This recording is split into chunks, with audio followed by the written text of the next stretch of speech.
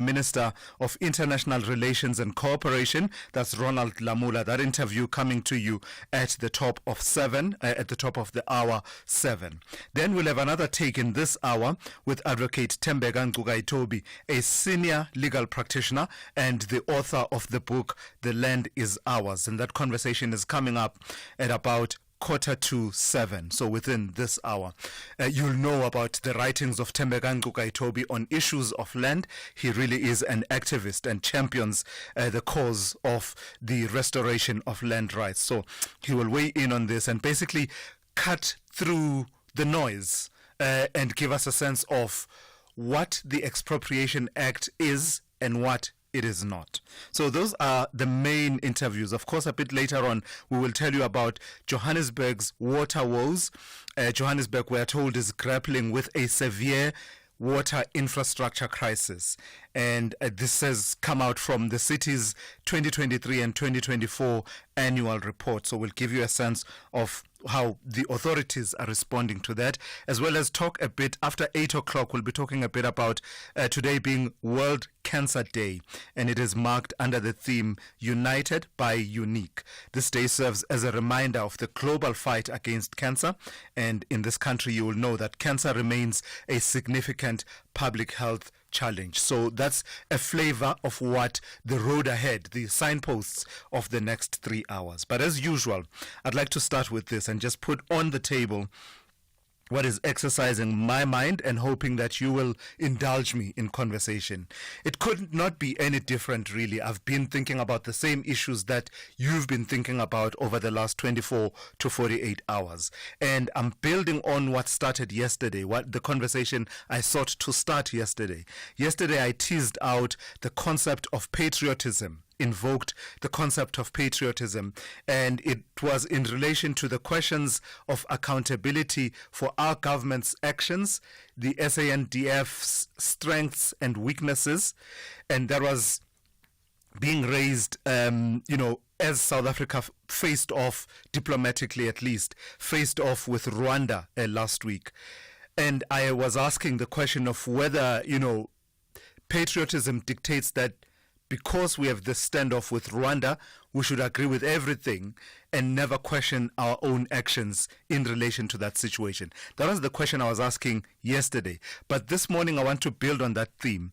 In the wake of the U.S. President Donald Trump making the pronouncements that he has made about cutting off all future funding in South Africa, clearly based on his understanding or misunderstanding of the situation in South Africa in relation to the recently signed Expropriation Act, and because according to him our government is quote-unquote confiscating land and treating certain classes of people very badly. Is it ever acceptable, is the question I'm asking. Is it ever acceptable in democratic South Africa for some among us to seek the unilateral foreign policy-based intervention of other countries, superpowers in particular, in domestic disputes? Yes, I am asking about AfriForum's calls for the U.S. to, in their words, quote-unquote, punish ANC leaders in relation to the recent signing of the Expropriation Act and what AfriForum calls racial laws.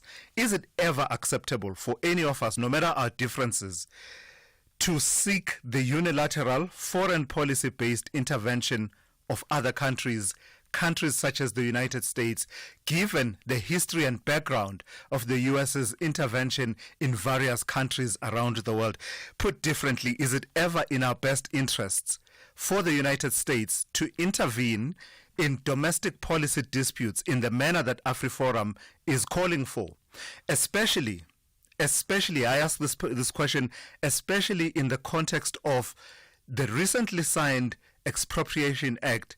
AfriForum is yet to challenge it in a High Court, Supreme Court of Appeal, Constitutional Court, go all the way to the African Court on Human and People's Rights. Take it up if you have to. Ask one of your ally countries and friends to raise it as an issue at the International Court of Justice. Build up a jurisprudence, international jurisprudence, that says what South Africa is doing is in violation of global and international law.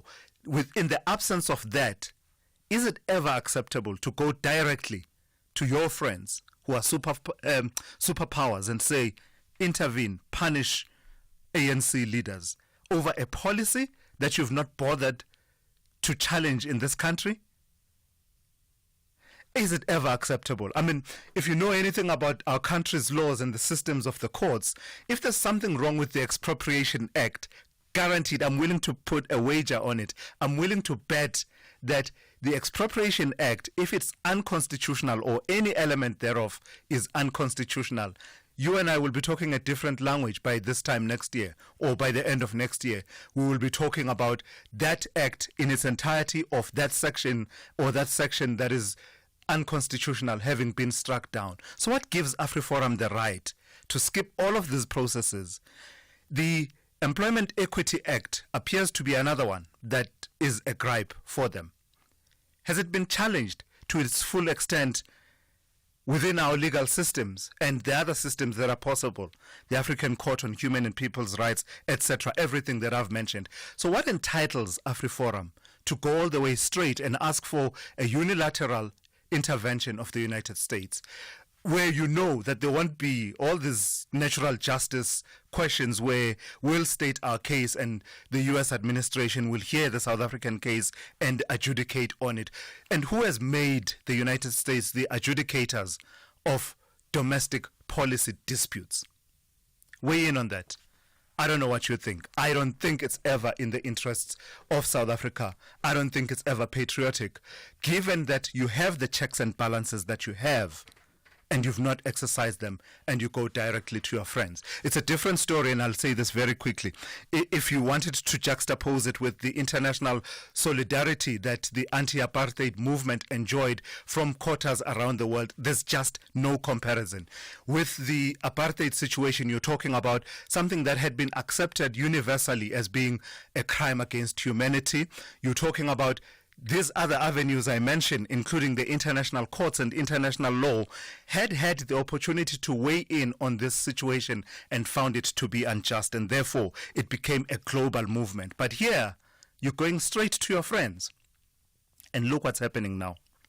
All right, give me a call on that, 086 000 2032. I'll take your WhatsApp voice notes on 061 410 4107. We have all of your regulars locked and loaded on the show. N. Musa with news updates every half hour. Rob Byrne with your traffic every 15 minutes or so. Zaikan is watching your sport throughout the morning. Ndauleng Lechela has your economics, business and market news covered. Sipho Mantula with your Africa update just before 8 a.m. This is SAFM. We are leading the conversations that move us. The first hour of the Tuesday edition of the Morning Brief starts now. The Daily News Diary on SAFM. Hey, good morning to you, Anne. Good morning, Thulas. How's it looking on your diary this morning? A very busy day. I'm starting with a developing story in Soweto. The Rea Vaya Bus Company has advised passengers that its buses are suspended temporarily or until further notice, and this is due to shooting incidents against its bus drivers that happened last night in Soweto. We're also monitoring the situation still in the eastern part of the DRC, as well as looking at the repatriation of bodies of SANDF members. The Defence Minister, Angie Motshekga, as well as the Chief of the South African National Defence Force, is expected today to brief the Oversight Committee on Defence about the security situation in the eastern DRC and also the status of SANDF soldiers deployed as part of the various international and regional deployments in the same area.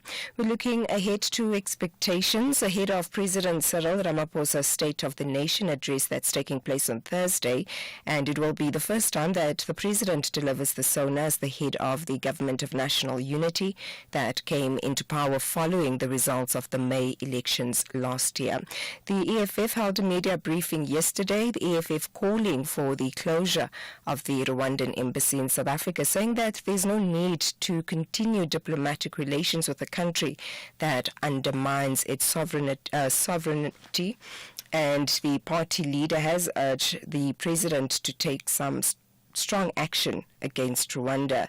Community leaders have made their submissions at the South African Human Rights Commission's inquiry into the impact of load reduction, that's on human rights, and the inquiry follows complaints that poor and historically disadvantaged communities face more load reduction.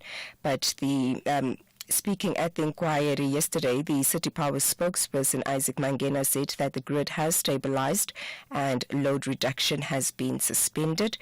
Just briefly giving you stories we're looking at in court. The diamond dealer Louis Liebenberg, together with his wife Daisy and 7 co-accused, are appearing before the Bronkhorstspruit Magistrates Court. And Liebenberg, who is believed to be the mastermind, allegedly scammed investors of more than 4 billion rand since 2019. And the 12 men that's accused in the Inanda mass killings returns to court for bail application, and the suspects are allegedly members of a community safety forum that was operating in that area, and their arrests have sparked protests from community members.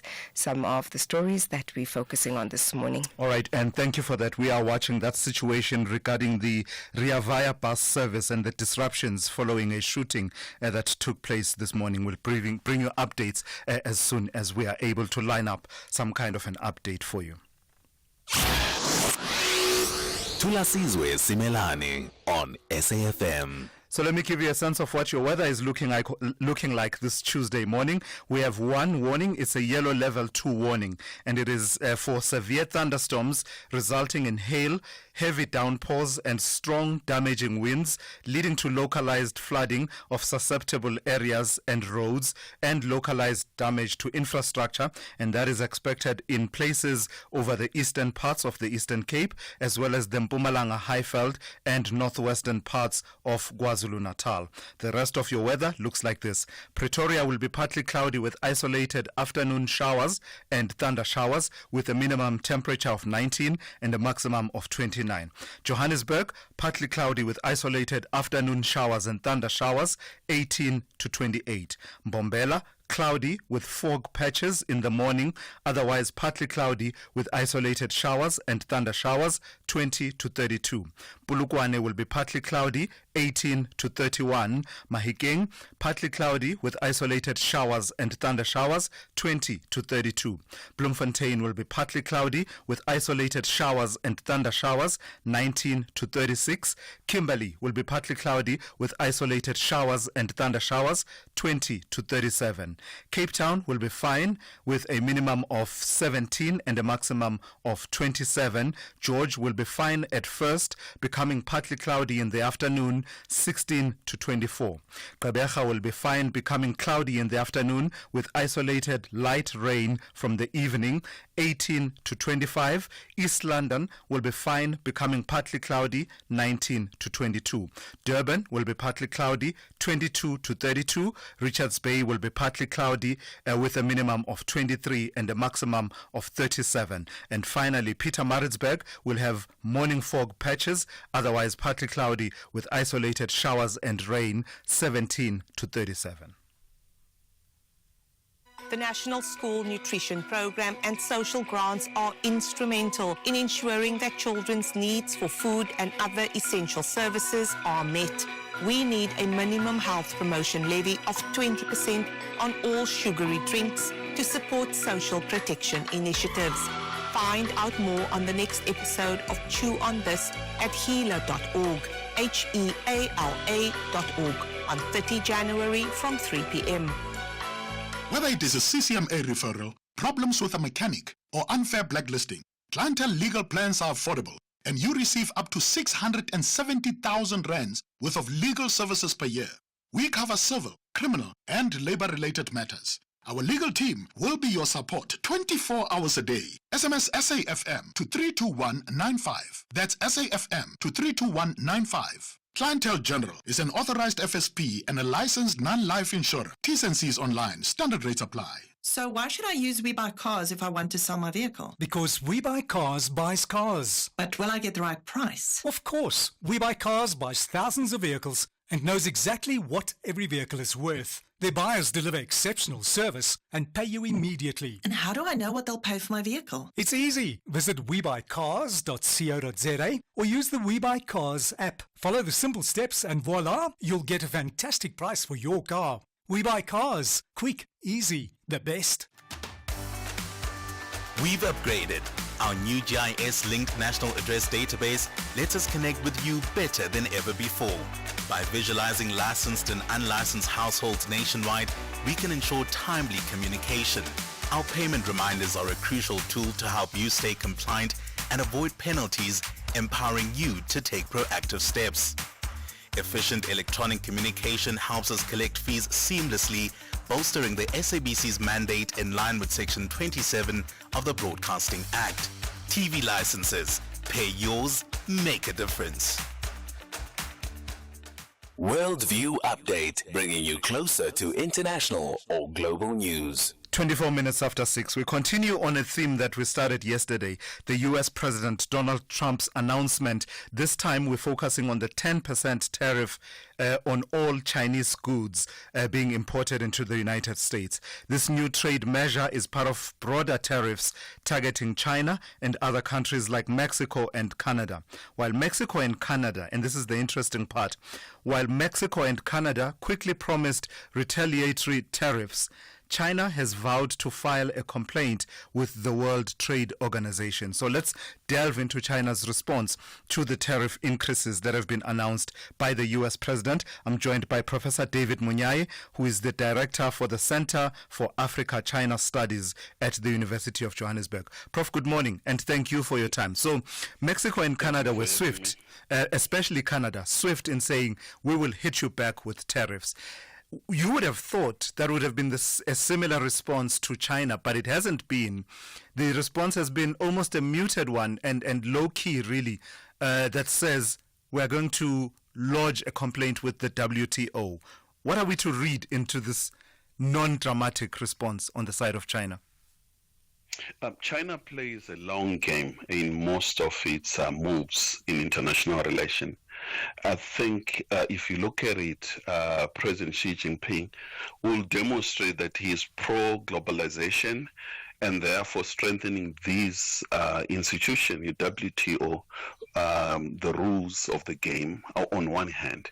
On the other hand, I think we have been witnessing the desertification of the Chinese economy in terms of trade, no longer depending solely on the United States and Western world, getting into the global south. I think the last 4 or 5 years, if you look at the trade figures, you see that spread of its trade, and therefore the U.S. doesn't have that leverage that it used to have, and therefore I think it's a question of timing.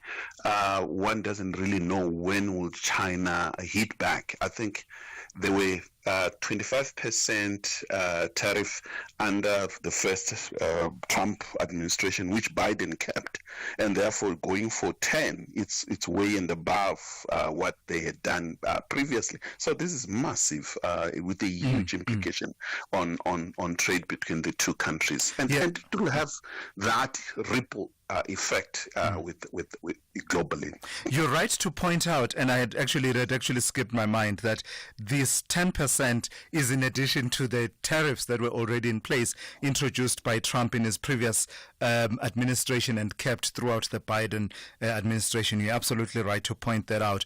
But then it makes me wonder, is it the case that China has had the opportunity to adapt to being hit by tariffs for goods destined for the U.S. market? And by adapt, I mean including taking some of its production of products aimed for the U.S. market elsewhere, offshore, production in neighboring countries. Oh, indeed. The Latin America is one area, and you can see the uneasiness in which the U.S. is reacting. The whole Panama canal saga has absolutely nothing to do with the canal itself. It has to do more with fear of China in Latin America. And it appears that Donald Trump is going back to the Monroe Doctrine that no any other power should get into the Latin America, its own domain. We are feeling more or less the same under Donald Trump. Naked racist view in terms of getting involved in zones that it perceive to be its domain. And therefore, I think it's more 4 years. I think it's going to be a bit rocky for most countries, especially South Africa. But what kind of a stage does this set, the imposition of these tariffs and the likely disputes that are now, ensuing, including China's appeal to the WTO? What tone does it set for the relationship, particularly if we can put it between Donald Trump and President Xi Jinping? How's that dynamic likely to play out in the second Trump presidency? I think these early first shots is to test the ground. I think for Trump, you can see his negotiating tactic is what he has done to Mexico, pause for a month and then negotiate. I do not think that they will get worse. I think it's give and take. So it really depends how China will respond. I think you're going to see that happening with Canada and so many other countries, including Panama itself, that if it gives in, already Panama has given in by pulling out of the Belt and Road Initiative with China, and therefore a major achievement for Trump in terms of pushing China out of certain strategic Latin American countries. Strap yourselves in. We are in for a bumpy ride over the next 4 years. Thank you for your time this morning. That's Professor David Munyai. He's the director of the Center for Africa-China Studies at the University of Johannesburg. Brings us to 6:30. Let's check in with N. Musa now with the latest news headlines. Good morning. Thanks to us in the headlines. The Rea Vaya bus company has advised passengers that its buses are temporarily suspended until further notice in and around Johannesburg. This is due to shooting incidents against its bus drivers that happened last night in Soweto. EFF leader Julius Malema says all trade agreements with Rwanda must be revoked without hesitation if the country is found to be directly responsible for attacks on the South African National Defence Force. And US President Donald Trump has agreed to postpone the imposition of tariffs on Canada and Mexico for 30 days. During a phone call with Trump, the Prime Minister of Canada agreed to reinforce his country's border with the US. I'll have details on these and other stories at 7. SAFM, guiding you through the rush hour traffic. Here's the big one. Durban N2 closed going south. It's a cash and transit heist that happened just before 6 a.m. this morning. The road is closed between the M7 Bluff exit and the Higginson Highway off-ramp going southbound. A lot of pressure into that M7, and then a lot of pressure as you come off into traffic on the M7 down towards Bel Air and the Wakesley Road. So southbound closed, northbound heavy backlogs from sort of top of Prospect and Umlazi as you run up to the cement factory into that scene. Behind that, the Higginson Highway out of Chatsworth, heavy coming down towards the N2 Highway Bridge. Given the nature of this, given what we've seen in terms of this situation as it unfolded, it's going to be a restricted part of the highway for some time. This morning, these cash and transit heists normally take somewhere between 6 and 7 hours to investigate and sort of reopen roads. So stay off the N2. Certainly going southbound, look for some alternative routes, and northbound you might want to avoid major traffic delays by getting some alternatives as well today. Joburg, pretty heavy on the mic one. Boyston's through to Parktown, that's already loading up. And Cape Town, a really busy morning following yesterday's busy one. The N2 inbound queuing at Khayelitsha, then queuing from the airport to Hospital Bend, and the N1 queues from Brackenfell right through to Sable Road. Just give yourself time to get through. This is a busy Tuesday around Cape Town. Rob Byrne, SAFM Traffic. This is SAFM Sport with Zai Khan. Hey Zai, good morning to you. So the Amakosi are returning to FNB this evening. Yes, they are. Hopefully fans will follow them as well and give them the support they need after that loss. You went there. I didn't go there. Oh, yeah, I suppose. There's no time to dwell on that No. Soweto derby. Okay, let's just talk about Amazulu tonight. Let's look ahead to Amazulu FNB Stadium. Amakosi. Well, let's hope that Coach Nazruddin Nabi will be hoping to have a strong response tonight. They've got new signings, Tabatrele, Claudie Lilepo making their debuts off the bench, while Tashrik Morris, who served his suspension, is now available for selection. With Amazulu coming off a confidence-boosting win over SuperSport United, Chiefs know they will have to bring their A game to stay in the top 5. Kickoff is at 7:30 p.m. Let's hear from the Chiefs coach Nazruddin Nabi. Je pense que pour le peu de temps qu'ils ont joué, for the time that they were on the field, they showed some good quality, but as well you have to understand that they only trained for 4 days with long trips from Europe, and as well they were not training regularly before to come, but even the few minutes that they played, you see that there is quality. D'aller dans ma direction. Elsewhere, the Chelsea head coach Enzo Maresca very happy with the way his team came from a goal behind to beat the London rivals West Ham United 2-1 at Stamford Bridge to move back into the top 4 of the English Premier League. It was just the second win in 8 games for the Blues, who are now 2 points above Manchester City and 4 behind third place Nottingham Forest. West Ham remain 15th. Here's Maresca. The Business Update.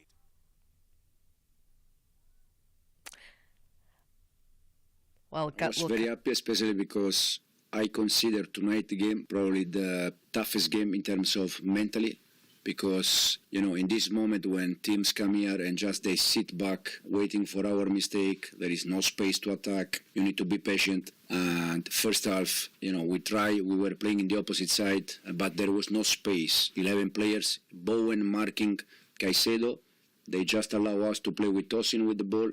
But they try to frustrate us, so you need to be mentally strong.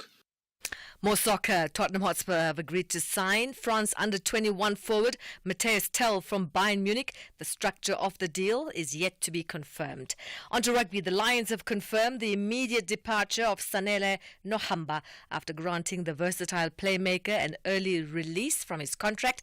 A key member to the Lions' backline since his 2022 move from the Sharks, Nohamba was reportedly set to part ways with the Joburg outfit at the end of the season to join Japanese side Shizuoka Blue Revs. And finally, tennis action. The world number 45, Lulu Sun, defeating Caroline Garcia of France 6-1, 6-3 at straight sets in the first round at the Abu Dhabi Open. And that's a wrap of your sport on the Morning Brief. We'll serve more at the top of the hour. For SAFM, I'm Zai Khan.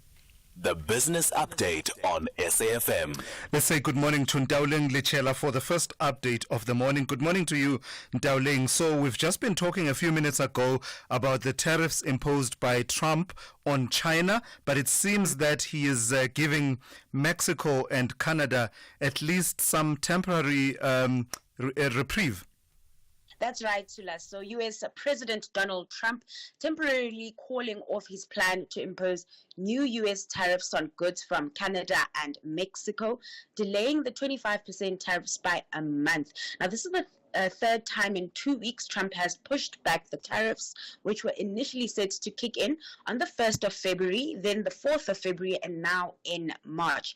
After speaking with Canadian Prime Minister and Mexico's president on Monday, Trump agreed to pause the tariffs. Now, Mexico agreed to deploy 10,000 National Guard members to prevent drug trafficking, particularly fentanyl, from entering the U.S. In return, the U.S. will work to prevent high-powered weapons from crossing the border into Mexico. Canada, in the meantime, also agreed to implement a $1.3 billion border plan, which includes new technology, personnel, and coordination with U.S. partners to stop fentanyl smuggling. Despite the temporary reprieve, economists warn that Trump's tariffs could still raise prices for millions of Americans and harm the U.S. economy. Now, the delay in tariffs has eased tensions in global financial markets, which had sold off sharply in response to the prospect of a trade war. It said that the U.S., Canada, and Mexico will now engage in fresh negotiations, with Trump aiming to secure a new trade deal. Meanwhile, the additional 10% tariffs on Chinese products will be effective from today. Yeah, you remember some time ago in Dowling, I told you that sometimes I don't Google some of these companies that you tell us about, because there's a sense of discovery and a, and a learning when you deliver it. Who is Palantir? And tell me about them posting strong earnings. Yeah. They're a really interesting company, and one that's really poised to growth. So a US-listed company, they're a software firm specializing in big data analytics, and they've really been making waves lately. Their platforms help organizations make sense of large amounts of data, and their products are used in like finance, defense, and healthcare industry. Notably, they've worked with the U.S. military and helped the federal government in the U.S. track COVID-19 vaccine distribution. Now, their fourth quarter results, impressive, with revenue increasing 36% and surpassing estimates. They're forecasting sales of about $3.74 to $3.76 billion for the full year, also exceeding analyst expectations. The company's CEO, Alex Kopp, credits their growth to AI, stating that Palantir is at the center of the AI revolution. Their revenue breakdown shows significant growth in both commercial and government segments, with U.S. commercial revenue growing 64% and U.S. government revenue rising 45%. Now, following this update, their share price jumped 22%, and analysts expect it to continue soaring, particularly under the Trump administration, given their connections and potential increased demand for Palantir's data analytics services. Now, following that update, as I mentioned, that share price really jumped, and they've have, rather, analysts expect growth from the company because there is a connection to Trump, as the co-founder is a supporter of Trump and mentored VP J.D. Vance. The group is also said to benefit from the administration's focus on immigration enforcement and national defense, which could lead to increased demand in some of Palantir's products and software. Sure. Suppose it's a company that is a product of its time, the age of digital communication and the likes. Lastly, Dowling, give us a sense of how the markets are looking at this hour. Yeah, Thulas, what a crazy start to the week. Yes.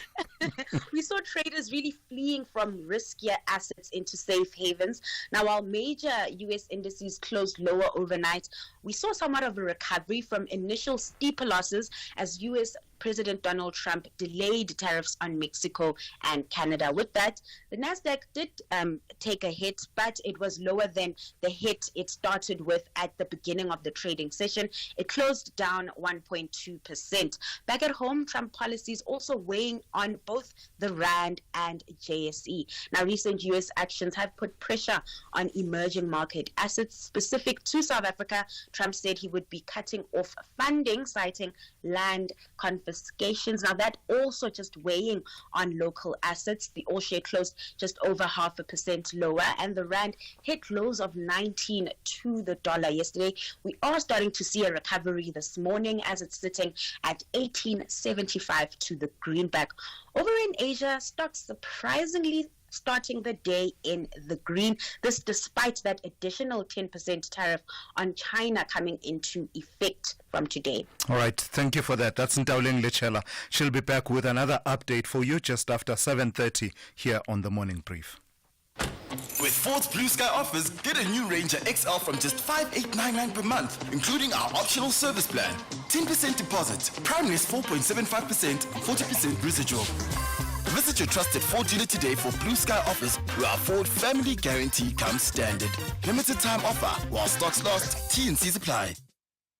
Our story is a South African story, anchored in the belief that it takes all of us to build a country that thrives, to educate our children for a brighter future, to care for our health and well-being, to nurture our environment to sustain future generations, and to transform and build a stronger nation. When no one is left behind. Inspiring each other to succeed. Anglo-American. Choosing something to watch shouldn't feel like a full-time job.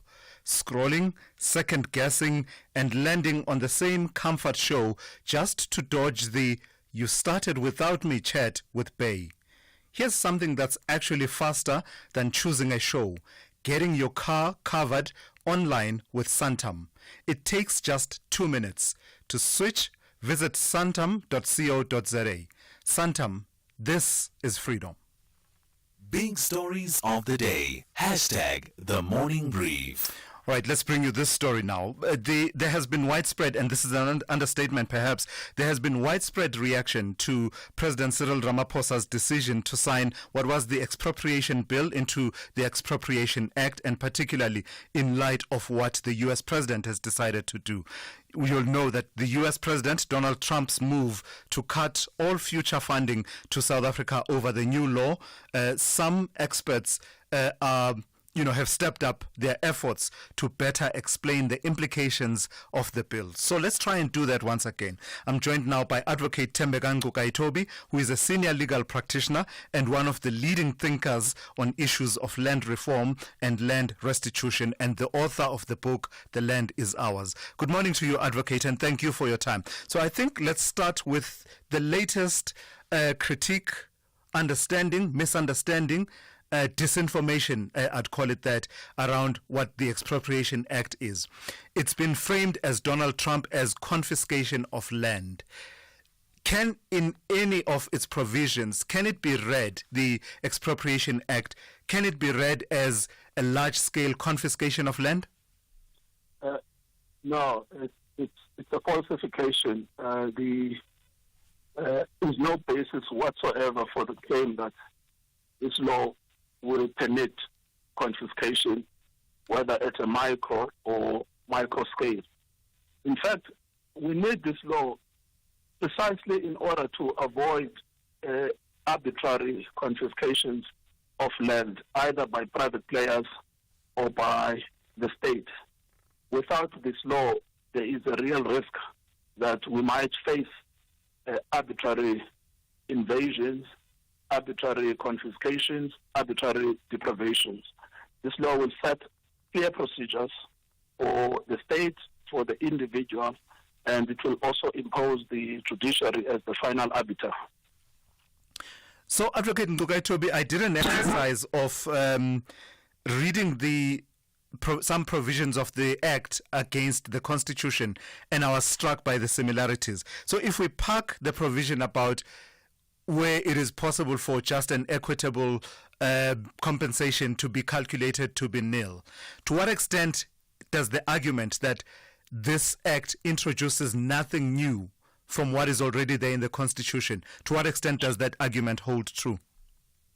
The argument is correct, because the Constitution under Section 25 allows for the power of the state to expropriate private property in the public interest and for public purposes. We can unpack those terms if necessary. But it also states that where there is an expropriation, which is a subset of deprivation, compensation should be paid on just and equitable terms. And when it explains further what just and equitable terms mean, it makes it clear that market value is not the preponderant consideration.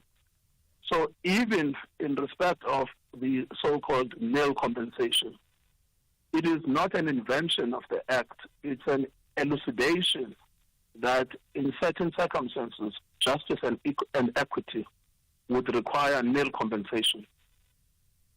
So let's talk about that provision. If I'm not mistaken, it is under Section 12 and subsection 3, if I'm not mistaken. Just take me through those instances that it talks about where it is possible for compensation to be calculated as nil, and how does that provision stack up with the provisions of the Constitution? So let's start with the Constitution. the way the Constitution frames the compensation provision, firstly, it's only applicable in an expropriation. It's not applicable in other forms of deprivation. And other forms of deprivation of property can take place without compensation. There is no constitutional requirement that all deprivations of property must be accompanied by compensation. So it's only a narrow subset. And how does an expropriation differ from other forms of deprivation? It differs because the state wishes to own the property that it is expropriating, whereas in other forms of deprivation, the state may not necessarily be the owner. So where ownership passes from party A to party B and it goes to the state, that is usually regarded as an expropriation. Now, in those circumstances, the payment of compensation firstly must be decided by a judge. So there is an exact similarity, although the bill or the act allows you as an individual to approach a court. You don't have to wait for the state to go to court.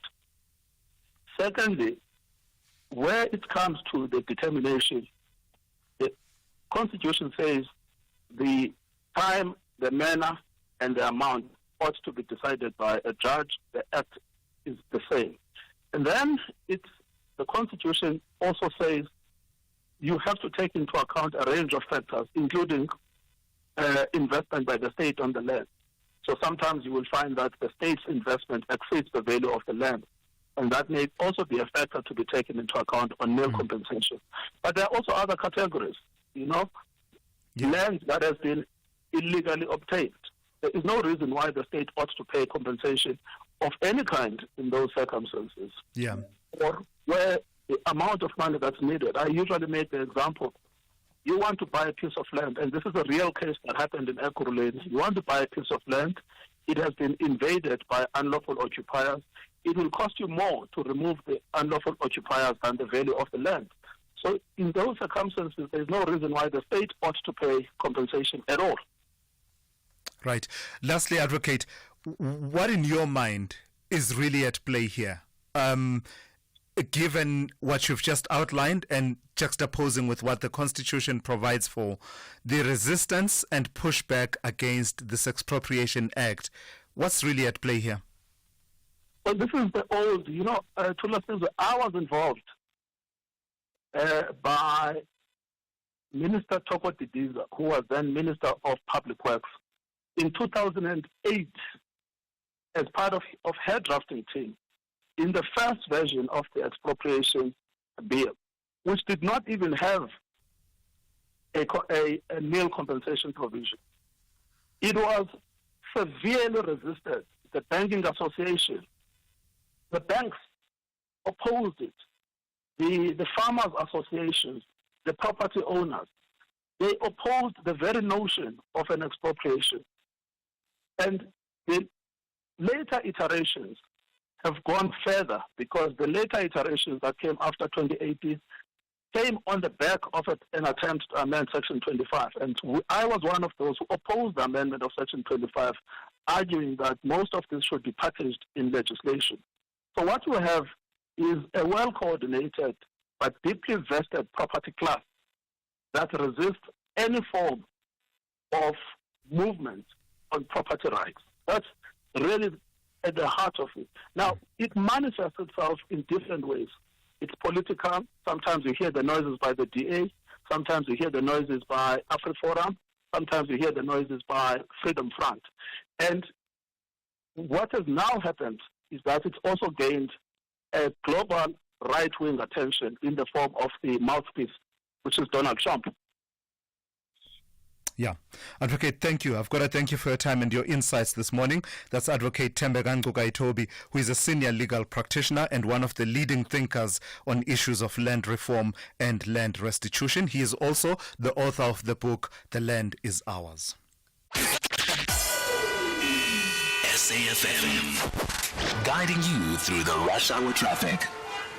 Urban side, prepare for a very, very heavy morning of disruption and possibly even into the early part of the afternoon. There's a cash and transit heist near the cement factory. We understand the M2 South is closed, so all the traffic being taken off at the M7 off-ramp. And northbound, it looks like you're probably going to be taken off at the Southern Freeway, so coming up from Prospect, and there's some queues, and it looks like a diversion out there. There is some traffic stuck between the M4 and the cement factory going north, so major disruptions, closure of the M2. Any sort of alternative route through the area is already fully back to Higginson Highway coming out of Chatsworth, really heavy going down towards the N2 bridge, and then Grimsby Road through to South Coast Road, taking some alternative traffic. Lots of traffic jamming between Chatsworth and Queensborough on local routes, trying to get up that way towards the M7 as an alternative. The M7 from Queensborough down to Bel Air, Wakesley, absolutely jam-packed as well. So major incident, cash in transit heist near the cement factory. N2 heavily restricted, and major delays on local alternative routes. Make sure you got plenty of time to get through that, particularly if you're coming from the south coast and you want to get up through for those important flight connections at King Shaka. It's going to take you for what seems to be forever. And it looks like a lot of traffic's actually doubling back the other way out of Chatsworth, the sort of Higginson Highway, Richmond Road around to Clavart are very busy as well. I have put a video that shows you the audio of the shots fired down there this morning in peak hour traffic. High caliber shots going off, plenty of them up on our timeline, Twitter, at Traffic, so you can have a listen and just understand how scary that is and how dangerous that is for the motoring public. Otherwise, we're looking at fairly heavy traffic coming through Midrand. John Foster, all the way down towards Olifantsfontein is the queue there. And Cape Town, a busy week with events through the CBD, including the mining Indaba and the Sona later this week, and that will have an impact again, particularly coming inbound on the highways over the elevated freeway into that CTICC centre for the Indaba and around all the traffic restrictions there. Rob Byrne, SAFM Traffic. Ever since Uspilion won 5,000 rand, 5 hour on Wheel of Fortune, he only wears white push-in sandals. Star white, Baba. And he owns 10 identical pairs. And before he did not even know the Queen's language. Now, Kalabo, wow. Chance. Let's watch Wheel of Fortune weekdays, Monday to Friday at 7:30 on S3 and see how one spin changed Spillion's life and how it can change ours as well. In just one day. Big stories of the day. #The Morning Brief. So let's bring in Professor Andre Roux, still on the same talk around the pronouncements by Donald Trump about cutting aid off all funding to South Africa in the wake of the signing of the expropriation bill into the Expropriation Act. Professor Andre Roux is an economist at Stellenbosch Business School. Good morning to you, Prof, and thank you for your time. Part of the statement and pronouncements from the government of South Africa has been to sort of downplay the extent to which the United States contributes by way of any funding to the South African government and South African state, and confining it to funding for PEPFAR. Is it that simple, or is that too simplistic? What is the likely impact of Donald Trump saying he will cut off all funding to South Africa? Good morning. Yes, I think the impact is going to be very burdensome. Excuse me, America is probably the biggest single donor to Africa at large. You mentioned PEPFAR and other forms of financing of HIV, AIDS-related research and other medical research is also obviously at jeopardy here. So the sad thing is that the biggest losers won't be the South African government, who he supposedly is trying to punish. It will be those most desperately in need of life-saving drugs, antiretrovirals, etc., and the like. So I don't think this is trivial. I think Donald Trump and these kind of pronouncements, and add to that the pronouncements changing narrative about tariffs, it's a show of force. He's trying to show the world that America is the biggest and the most powerful country in many respects, and it's time for the world to respect him. I'm trying to put words in his mouth. And it's just unfortunate that South Africa is also part of this target. It's not just that, of course. It's also, we've got to think about AGOA, which might be at risk. A very special scheme established over 2 decades ago, whereby selected African countries are able to export goods into America without tariffs being imposed. So it's a huge benefit for billions of rand for South Africa. if we were to be removed from that list, it would be another blow, a very severe blow. And I'm afraid he has the power to do so. It's almost like he's saying, if my enemy's friend is my enemy. And he regards, of course, China, Russia, and the like as being his enemy.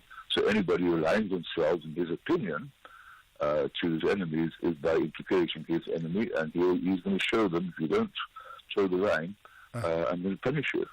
So much of what he has done, the U.S. President Donald Trump, has been through the extensive use of executive orders. And I'm wondering here, Prof, yes, to what extent would he be able to dictate what the private sector in the United States is able to do by way of trade and investment with South African entities and South Africa in general? Because I'm just trying to look beyond the aid funding as well as the issue of AGOA, which I think has been accounted for. What about the trade relations and investment relationships with, private investors from the United States, civil society and the likes being able to play in the South African economy? Well, certainly. I mean, one would hope that the executive orders won't impede their ability to trade with us.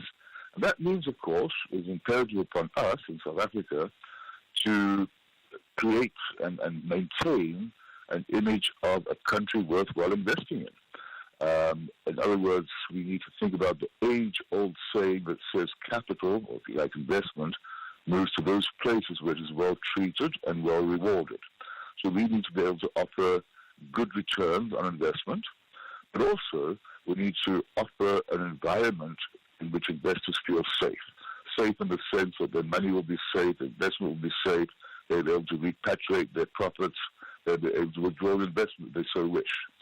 So we need to certainly, fundamentally, create a situation in the country of better economic growth, of less perceived social instability via higher unemployment, narrowing the equality gap, etc. And also the rules and regulations that we impose must be simple, straightforward, and conducive towards attracting foreign investment.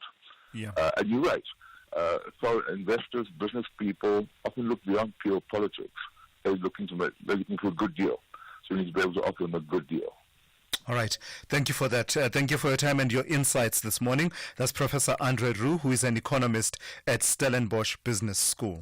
At 7 a.m., let's check in with N. Musa with the latest news. Outsurance will go out of their way to try and save you money on your car insurance. If they can't, ask for 500 Rand. SMS out to 30760. Now that's good news.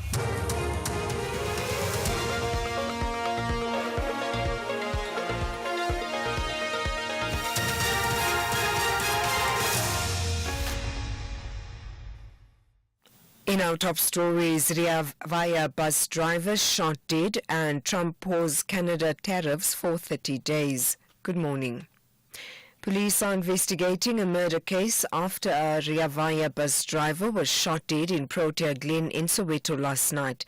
It's reported that the driver had stopped at a traffic light along Wild Chestnut Street when he was shot by unknown suspects.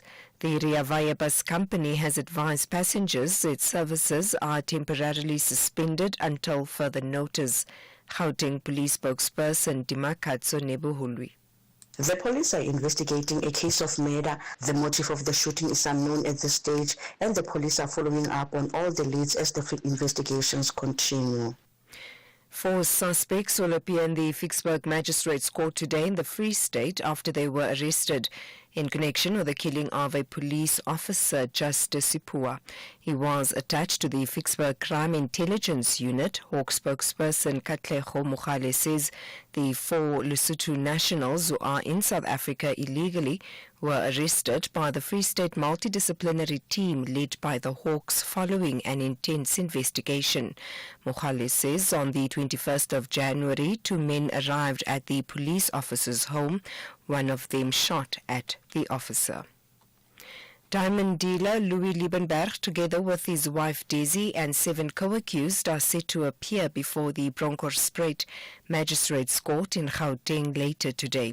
They face charges of fraud, theft, money laundering and racketeering, among others.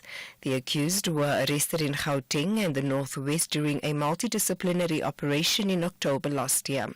Liebenberg allegedly advertised unpolished diamonds on social media and invited potential investors to invest in his business with a promise of a lucrative return which never materialized.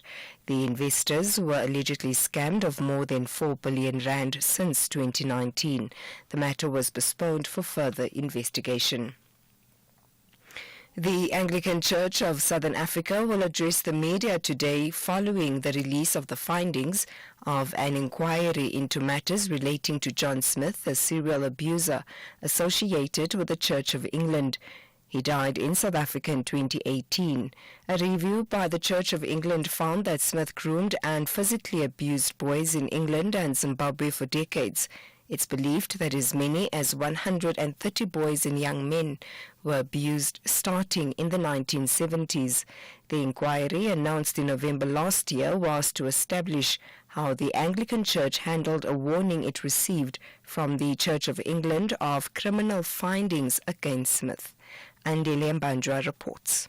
Late on Monday, the Church released the panel's report to the media. Some of the key findings included that the Church failed to warn an independent church not in the Anglican fold of Smith's prior abuse in England. This, as the chances of Smith repeating the same offences was very high. The Anglican Church also failed to act more quickly in strengthening its safeguarding procedures. The panel was not established to investigate abuse in the Anglican Church, but pertains only to the Smith matter and the Church's handling of it. EFF leader Julius Malema says all trade agreements with Rwanda must be revoked without hesitation if the country is found to be directly responsible for attacks on the South African National Defence Force. A total of 14 SANDF members have been killed in the eastern DRC during the Rwanda-backed M23 rebel offensive on Goma last week. Tensions between South Africa and Rwanda have been running high after President Paul Kagame labelled President Cyril Ramaphosa's response to the situation in the eastern DRC as containing a lot of distortion and lies. He further stated that if South Africa prefers a confrontation with Rwanda, then the country would deal with that matter any day. While Malema has maintained his stance that SANDF members must be withdrawn from the DRC, he has also defended South Africa's posture on Rwanda. Because we're not going to have Rwanda dictating to us.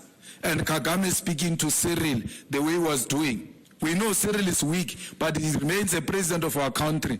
The way he was addressing Cyril, he was addressing us. He can't address us like that. And finally, U.S. President Donald Trump has agreed to postpone the imposition of tariffs on Canada and Mexico for 30 days. During a phone call with Trump, the Prime Minister of Canada, Justin Trudeau, agreed to reinforce his country's border with the U.S. Just hours earlier, Trump also paused a planned 25% tariff on Mexico after the president agreed to send 10,000 National Guard members to the border to stem the flow of illegal drugs. Trump said he was very pleased with the initial outcome. The BBC's Michelle Fleury has the details. All throughout the day I've been talking to people and there was a sense of anger and outrage that a neighbour so close to them could treat them this badly. Because of Donald Trump's threat of tariffs, there was a sense that relations had become pretty rocky. Now that it's been reversed, I think there will be a sigh of relief, but at the same time there will still be concern that some damage has been done. I was talking to a local businessman earlier and he said, we don't know how to invest, we don't know how to look at our partner, our big brother across the river here going forward. Can we trust them or not if we're making long-term investment plans? Recapping the top story, police are investigating a murder case after a Rea Vaya bus driver was shot dead in Protea Glen in Soweto last night. For SAFM News, I am Anne Musa. Those were the top stories for this hour. Don't miss out on a possible car insurance saving. SMS out to 30754 for a quote. Outsurance, where you always get something out. This month, don't just treat yourself to some chocolates. You could also treat yourself to some great car insurance savings. Get a quote, and if Outsurance can't beat your car insurance premium, ask them for 500 Rand cash. And make that 1,500 Rand cash if you've been claim-free and with the same insurer for 3 years. Get monthly savings on your car insurance or cash in your pocket. SMS out to 30754. That's out to 30754. With Outsurance, you always get something out. A licensed insurer and FSP, T's and C's online. SAFM, guiding you through the rush hour traffic. Good morning. Update on the cash ice down on Durban's N2. There's some very heavy delays this morning. The highway is effectively closed between the M4 Southern Freeway going north up via Chatsworth, up past the cement factory towards the M7. Southbound restricted from the M7 going down to Chatsworth. The highway is extremely backed up, and it's not going to clear quickly.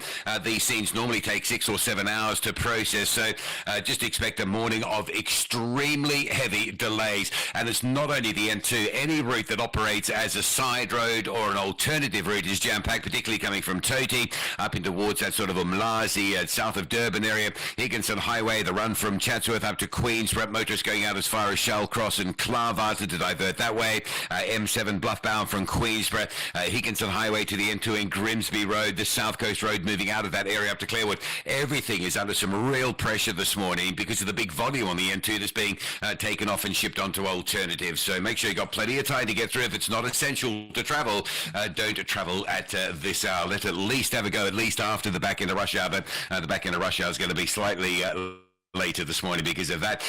Into Midrand, we go heavy pressure on the N1, John Foster down to New Road. Coming out of Blue Hills, Olifants to the highway is heavy. R55 from Blue Hills into Kyalami, lots of traffic lights down there, and that's all badly backed up. In Cape Town, there's a broken down, or a truck that's stuck, it looks like, at that railway bridge, Atlantic Road, coming inbound of Baden-Powell into the main road at Musenberg, pretty heavily backed as well. Rob Byrne, SAFM Traffic. A very good morning to you in your SFM Sports headlines. It's soccer news. SuperSport United coach Gavin Hunt confirms Lebu Mabo unavailable for the Shwane Derby. And in cricket, the fourth season of the SA20 competition will start earlier than usual. Let's find out more at around 7:30.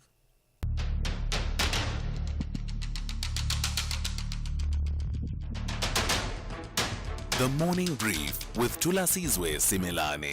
Weekdays, Monday to Friday, 6 to 9 a.m. The Morning Brief with Thulasizwe Simelane. Weekdays, Monday to Friday, 6 to 9 a.m. It's just gone 10 minutes after 7 on this Tuesday. It's good to be in your company. We are into the second hour of the Morning Brief here on SAFM. Well, coming up in this hour, we'll tell you a bit more about South Africa's reaction to what the U.S. President Donald Trump has said about stopping and cutting off all future funding to South Africa based on what he calls, quote-unquote, the country, South Africa, confiscating land and treating certain classes of people very badly. President Cyril Ramaphosa, you will know, has already said that he is ready to engage the U.S. President over his threats to cut off all funding. But also importantly, we've seen interesting reactions, including from the Democratic Alliance, as well as the Minister of Public Works, Dean McPherson, who are now aligned that the Expropriation Act doesn't allow for arbitrary deprivation of property. So we'll have a conversation with Minister Ronald Lamola over the next few minutes. Later on in the show, in this hour, at about 10:02, I'll tell you about the Johannesburg water facing a severe infrastructure crisis. We are told that according to the annual report of the city of Joburg, nearly 26% of the city's water and sanitation systems are classified as being in a critical condition. All of these and others, you can also weigh in. I'll take your calls on the number 086 000 2032, as well as your WhatsApp voice notes on 061 410 4107. This is SAFM. We are leading the conversations that move us. The second hour of the Tuesday edition of the Morning Brief starts now. You are listening to The Morning Brief with Thulasizwe Simelane. Love is in the air, but there could be some great car insurance savings for you too. Get a quote, and if Outsurance can't beat your car insurance premium, ask them for 500 Rand cash. And make that 1,500 Rand cash if you have been claim-free and with the same insurer for 3 years. Get monthly savings on your car insurance or cash in your pocket. Either way, you win. SMS out to 30754. That's out to 30754. With Outsurance, you always get something out. A licensed insurer and FSP.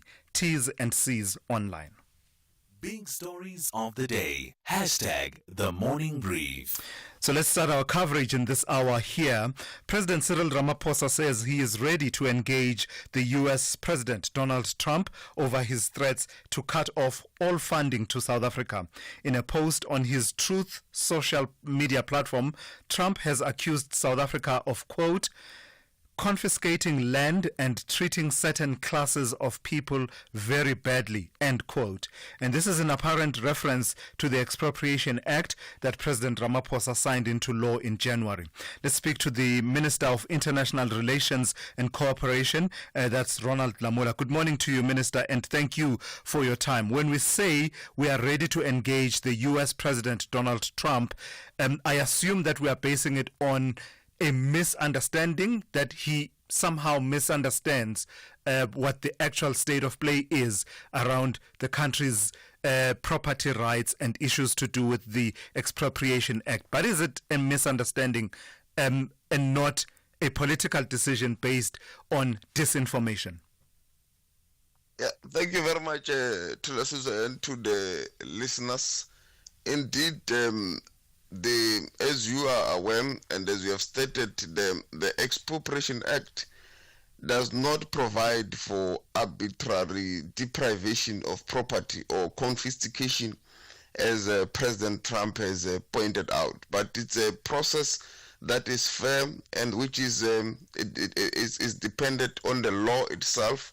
It is also in line with our Constitution, but it's also not an exceptional type of law.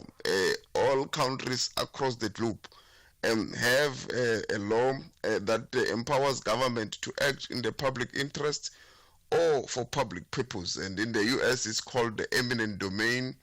In the UK, they also have it on various legislations. Germany also has it. We also have it in South Africa. The current one is aimed to repeal the old Expropriation Act of 1975, which was based on apartheid, to make the current one in line with our Constitution, but also to continue with the redress of the imbalances of the past in terms of the public interest and also in terms of the public purpose, to enable the state when necessary to be able to have the necessary instruments that are governed by the law. So that is what we will engage with our counterparts in the US on, to be able to clarify, to give facts and give the context of our country, which we think remains necessary. Are they open to being convinced and being exposed, your counterparts in the United States, that is? Do you believe them to be open to being convinced otherwise from the position that they currently hold, or are they holding on to positions that are based on, a distortion of the facts for particular reasons? Yeah, we will only know when we engage with them. We have opened our line of engagement through our mission in to engage the State Department in Washington and to clarify. In the past, we have found them to be open, reasonable, and as you will be aware, Thulas, we engaged prior to elections with congressmen in a bipartisan manner, both from the Democrats and from the Republicans. And our intention is that we will continue to engage with the State Department and will also engage with Congress and all the relevant players in the U.S., including the president himself, President Trump, and we believe that with facts put on the table, they will be able to see the context, and we will only hear and know from them whether they will be open to persuasion. And in terms of the likely impact of this threatened cut to all future funding to South Africa, what's government's assessment of how much impact that will have were it to materialize? Yeah, as you will have seen, the huge impact is on the PEPFAR program, which has got 17% from the US, and there could also be others, but most of the government programs in South Africa are funded by the fiscus. But as you are aware, we are a country that is interlinked to the global economy in terms of the financial sector, the bonds, foreign direct investment, and any country in the world has developed through foreign direct investment, and even some of the countries that are emerging today in terms of the global economy are still dependent on the bonds, the interlinked with the global market. Sure. So it is important that we continue to play that role for our economy to grow, for us to industrialize, to modernize. So that's why this remains very important for our country, that there is an understanding, right, and decisions are taken on facts and not on falsehoods. Lastly, Minister, what does this debacle, the way it's playing itself out, what does it say and reveal to us about the role of lobby groups with particular interests in South Africa, and their reading of the adequacy of our systems in the country to address whatever grievances they may have? What do we say about, many people have read it, and to be quite frank, many people have read it as this is exactly what AfriForum has been championing and campaigning for with their trips to the United States a few years ago, as well as what was tweeted by Carly Creel in light of what President Trump announced. So the question I'm asking is, how are we to read this in the context of South Africans engaging with our disputes domestically and invoking the involvement of powers outside of South Africa? It is very unfortunate to us that groups like AfriForum will use falsehoods and distortions to advance their points. This is the truth, is not the facts. It's well known in South Africa that in South Africa we have got a constitutional democracy. There are processes, there are which they can engage. Even the legislation itself, the Expropriation Act, as we say it, it took very long in our parliament because of the thorough and elaborate processes of consultation that is provided for in our constitution, in our legislation. So there is enough avenues in our country to engage and deal with legislations. Therefore, this is very unfortunate, baseless, devoid of truth, and unnecessary by AfriForum to go around the world and badmouth the country in a manner that is not informed by facts and the reality on the ground that all South Africans know, and that they know that South Africa has emerged from a very difficult past of apartheid, and our constitution provides for transformation, for a balanced outcomes in terms of the interest of all South Africans, aimed to create one nation where we all live together in harmony, but still address the challenges of the past. So these are realities that we believe should be the facts that are put on the table instead of falsehoods that there is arbitrary confiscation and so forth, a scarecrow. Government has got the responsibility to deal with transformation, and the AfriForum is aware of this. As they engage, they have to deal with the facts and the reality. So it's very unfortunate that we have to deal with this kind of issues. All right. Thank you for your time this morning. That's Minister Ronald Lamola. He is the Minister of International Relations and Cooperation. Whether it is a CCMA referral, problems with a mechanic, or unfair blacklisting, Clientele legal plans are affordable, and you receive up to 670,000 rands worth of legal services per year. We cover civil, criminal, and labor-related matters. Our legal team will be your support 24 hours a day. SMS SAFM to 32195. That's SAFM to 32195. Clientele General is an authorized FSP and a licensed non-life insurer. T's and C's online. Standard rates apply.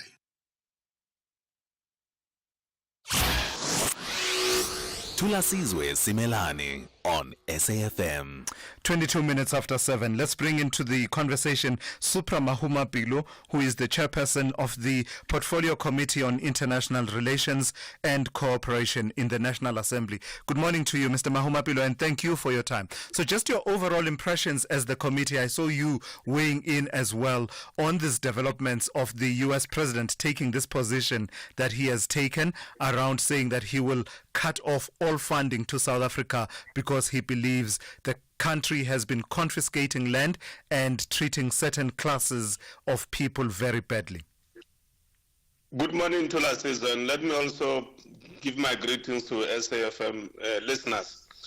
Well, firstly, as the Portfolio Committee, we want to commend both the President and the Minister for the matured manner within the context of diplomacy in which they handle the irresponsible utterances by the United States President Donald Trump. So I want to applaud them because there's nothing that beats engagement. So South Africa must remain steadfast on ensuring that they come to the table with the President of the U.S. to discuss these lies that have been peddled by right-wingers like AfriForum from here in South Africa. But historically, you will remember, Thulasizwe, that the U.S., when there was apartheid here in South Africa, they always blocked the proposed resolutions within the United Nations so that there must be sanctions to deal with apartheid here in South Africa. So historically, the United States of America, irrespective of which party is in power in the U.S., there hasn't been that extraordinary outright support for democracy here in South Africa. But at the diplomatic level and economic level, the relationship between South Africa and the U.S. has been going well, of course, with challenges there and there. So as South Africa, I think we must prepare for the next 4 years. We must sharpen our diplomatic skills so that, because we know that anything can arise from the U.S. and see how beyond the Trump era, South Africa can continue to deepen relations with the United States of America. Yeah. What do you say to the reading? There's been a reading that says all that we are seeing has very little to do with the facts of land reform, land restitution, as well as the Employment Equity Act and others, that package of laws, but actually may have to do more with geopolitics and South Africa's positioning therein. It's two things. One is many lobby groups and individuals who are erratic and also taking advantage of the inherent erratic political nature of the United States of America president. But secondly, it is a discomfort within the U.S., particularly under the Trump administration, of the posture taken at a geopolitical level by South Africa. So instead of them being open with us, transparent with us, and raise their concerns, whether it relates on how we handle the Ukraine-Russia matter, whether it's on Israel-Palestine matter, and so on. Instead of them being frank and open and frontal with the U.S., they use these other hidden, unconventional methods to get at South Africa. And those methods are not going to succeed because our democracy is resilient. Globally, our partners know where we stand as South Africa. And America is not the only trading partner with us as South Africa. Yes, we still need to trade with the U.S. And whether Trump is there or not, beyond him, there will always be trade and relations between us and the United States of America. All right, let's leave it there. Thank you for your time this morning. That's Supra Mahumapilo. He is the chairperson of the Portfolio Committee on International Relations and Cooperation in Parliament. Call Thulasizwe now, 086 000 2032. Let's take one or two of your voice notes now and hear what you've had to say on this issue. Morning, SFM community. You know this thing, we must give it a nickname, this AfriForum thing. You know, like when cases like Roe v. Wade, it becomes the Roe v. Wade law. We must also give this one. We must call it the AfriForum protocol.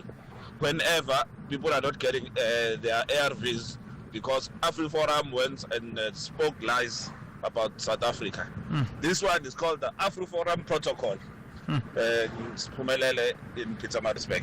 Yeah, thank you. There's Spumelele deciding that he's going to coin a term and a catchphrase to characterize a situation that's comparable, or perhaps that is the result of some of the activities that AfriForum has been engaging in. And in that, Spumelele highlighting some of the serious consequences, particularly in as far as the funding for PEPFAR is concerned. If that is being cut off, you heard there from Spumelele what the consequences would be in terms of our ARV treatment. But remembering, of course, that government tells us that the bulk of funding for our HIV/AIDS program actually comes from South African taxpayers. Let me take a call from Mukwena in Rustenburg. Good morning to you, Mukwena. You also want to weigh in on Donald Trump and his decisions on South Africa. Good morning to Thulasizwe. AfriForum, Elon Musk, Donald Trump, Israel, I think are the causes of what Donald Trump has imposed on South Africa. But at the same time, I think I've seen a clip earlier on this year, if it's not last year, where the president... Mukwena? What happened? No, we seem to have lost Mukwena there. Mukwena, we seem to have lost your line. Hopefully you can call back and we'll try and see if we can prioritize and take your call a bit later on. He was in the middle of making his point, but I don't know what then happened. Good morning, Thulas, and to all SAFM listeners. Now, Thulas, I just want to take this opportunity and appreciate you that you are able to get these high-profile individuals, these ministers and MSCs, to come to your show, to come and answer the questions that are of public interest. Just one parting question from me. Now that we know that AfriForum has done this and spoken lies, now what are the repercussions to that? Yeah. All right. Thank you for that compliment. But I must say that for me, it's always a measure of the wielder of power, the person in a powerful position, their ability and willingness to come on board and answer questions. That for me is always a measure of how seriously they take the listeners of the station more than they take me seriously. It's about them answering questions that I believe, sitting at home, those are the questions you would be asking yourselves on any given matter. In terms of the repercussions for AfriForum, I don't know. I think, for me, I suspect that the political repercussions may be the first ones to follow, because in everything I've heard over the last 24 hours, you are seeing a lot of South Africans rallying together. And I'll allude very quickly to a statement from the Democratic Alliance and a statement from Dean McPherson that basically rubbishes these claims that there will be arbitrary confiscation of land, and basically says, while we have problems with the Expropriation Act, it is not arbitrary confiscation of land. So you are seeing even the DA saying what they are saying, and there was a nice article in the New York Times, I'll tell you about it a bit later on, that cuts through the lies, man. It cuts through the lies. It just cuts straight into what is really at play here. So I suspect the political consequences will be first to follow. The rest of the consequences, I suppose, will be up to South Africans and their embrace of AfriForum and similar groups. Let's check in now with Ann Musa with the latest news headlines. Good morning. Thanks to us in the headlines. The M23 rebel movement in the DRC has declared a ceasefire that's expected to be in effect today. The rebel movement has been engaged in fierce fighting with government forces in the DRC. Police are investigating a murder case after a Rea Vaya bus driver was shot dead in Protea Glen in Soweto last night. The bus company has advised passengers its services are suspended until further notice. And US President Donald Trump has agreed to postpone the imposition of tariffs on Canada and Mexico for 30 days. During a phone call with Trump, the Prime Minister of Canada agreed to reinforce his country's border with the US. I'll have details on these and other stories at 8. SAFM, guiding you through the rush hour traffic. Closure of Durban's N2 highway towards the cement factory. Effectively, the N2 going south closed at the M7, going north closed at the M4. So effectively, between the M7 Bluff exit and the M4 Southern Freeway, that entire section of the N2 is closed. It's going to stay closed for some time. Cash and transit heist, they normally can take somewhere between 6 to 8 hours to sort of process the investigation and the forensics. So it's going to be, it is an extremely heavily backed up morning, and that possibly is going to be with us till lunchtime or maybe a point just sort of after. So make sure you've got plenty of time, particularly coming from Toti up from Prospecting. You need flights, you need to get at the airport, you need to get through that Durban South area. There's no quick way through. Everything is absolutely jam solid. Just away from that, into Joburg we go. Reminder of roadworks across me are slowing things up on your way to Joburg. N1 South, the latest there, slow from John Foster right through towards New Road. Cape Town, a crash on the N7 South after Platterkloof Road. That's pushing a heavy queue right back to Dunoon. And a crash on the M1 into town by Durban Road at Belleville, causing a delay coming through from Brackenfell. With your traffic update, I'm Rob Byrne. This is SAFM Sport with Zai Khan. Welcome back, Zai. So the Tshwane Derby is up next, and the Supersport coach is a bit concerned about not having one Lebu Mabue. Yes, and I think it's basically because it's like going to a battle without your best soldier. Yeah. And he is. And he's taking on his previous parent club, Mamelodi Sundowns. It's going to be an exciting one, Thulas. And I can imagine Gavin Hunt is frustrated. You can't blame him. Supersport's goal drought drier. Then I think, what's the analogy? Maybe Joburg's winter? But nevertheless, the two rivals will clash. That's tomorrow, Lucas Moripa Stadium. And, of course, Hunt adding that the loan clause sets his team back. I work on the green grass. So I don't actually, Yeah, look, I mean, he's just come in. It's disappointing because I think he can add huge value to us. But obviously the agreements were done at wherever they were done. And I don't know anything about it. So, yeah, I've just been told he can't play. So that is a big blow to us because obviously, with his quality coming in. And you just saw on Saturday when we played, just the half an hour he played, I mean, the quality that he can give us and different dimension to our team. So, yeah, it's disappointing. I look at some teams and they play the same 11, 12, 11 every week. If you can tell me my starting 11 for Wednesday now, I'll be a lucky man. So it's a bit difficult, And tonight, Kaizer Chiefs are poised to reclaim their momentum with a win over AmaZulu in the Betway Premiership match, all happening at FNB Stadium. 7:30 following a disappointing 1-0 loss to Orlando Pirates. Chiefs are facing 3 defeats in their last 5 matches. Let's hear from their coach, Nazruddin Nabi.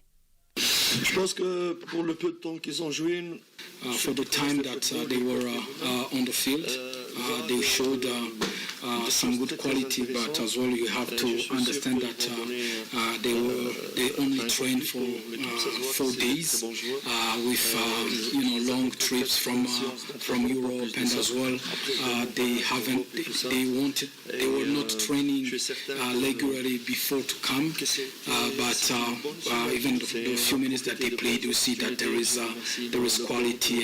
D'aller dans ma direction.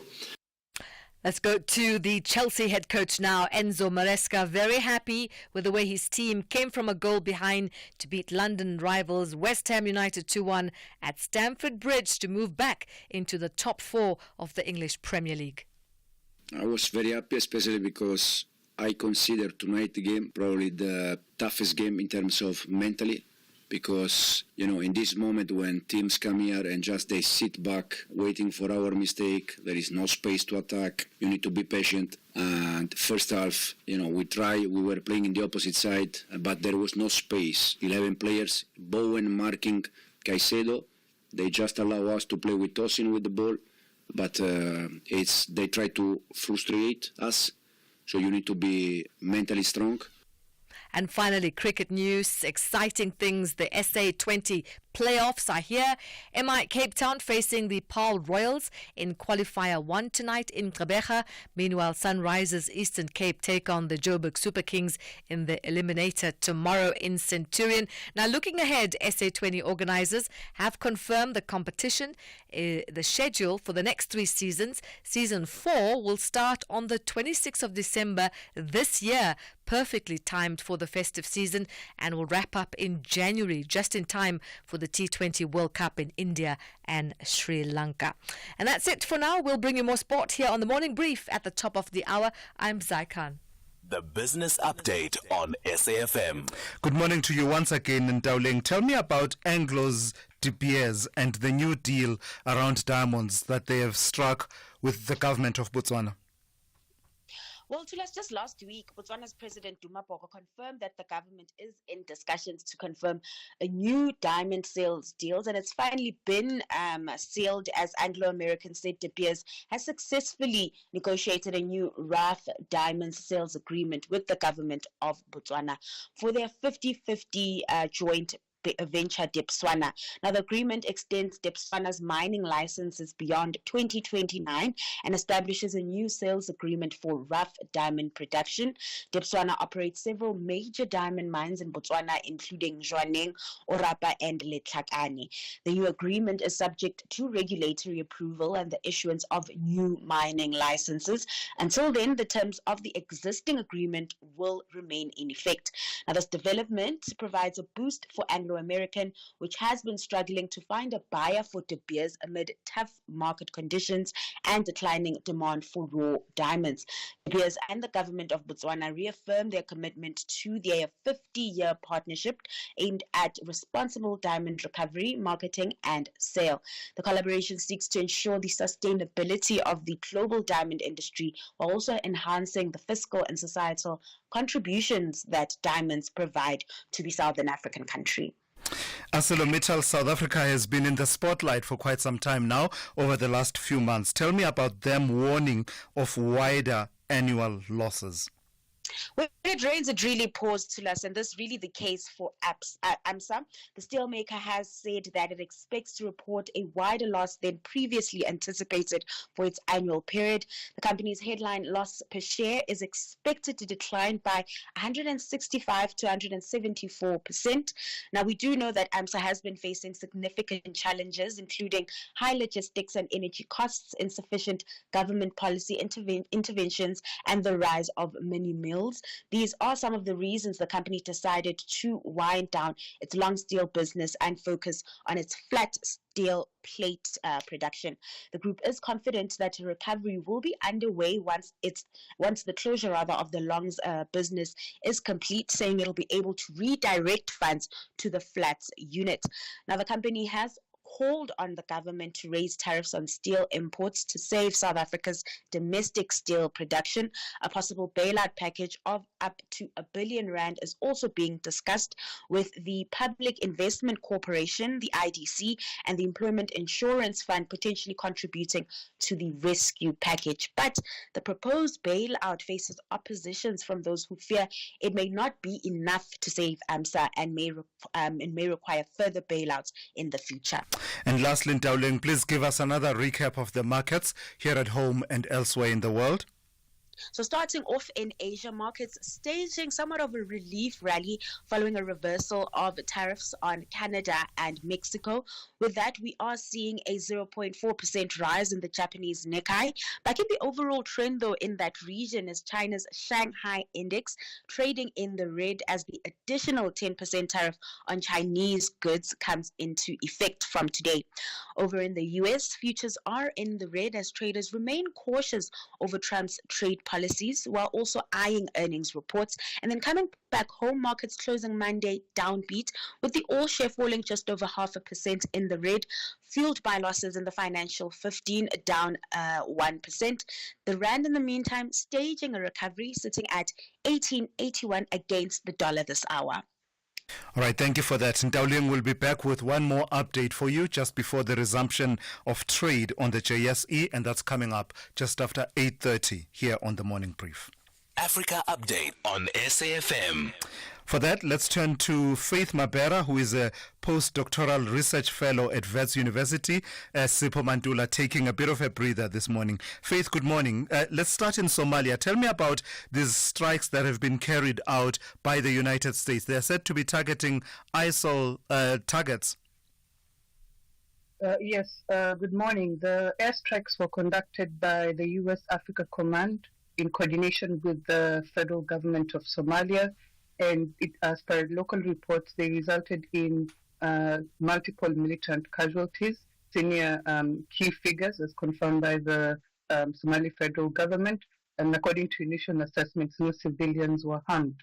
And while its influence is limited compared with the Al-Shabaab militant group, ISIL in Somalia has also been involved in a number of attacks in southern and central Somalia. So the incident really shows how Somalia remains a key point for the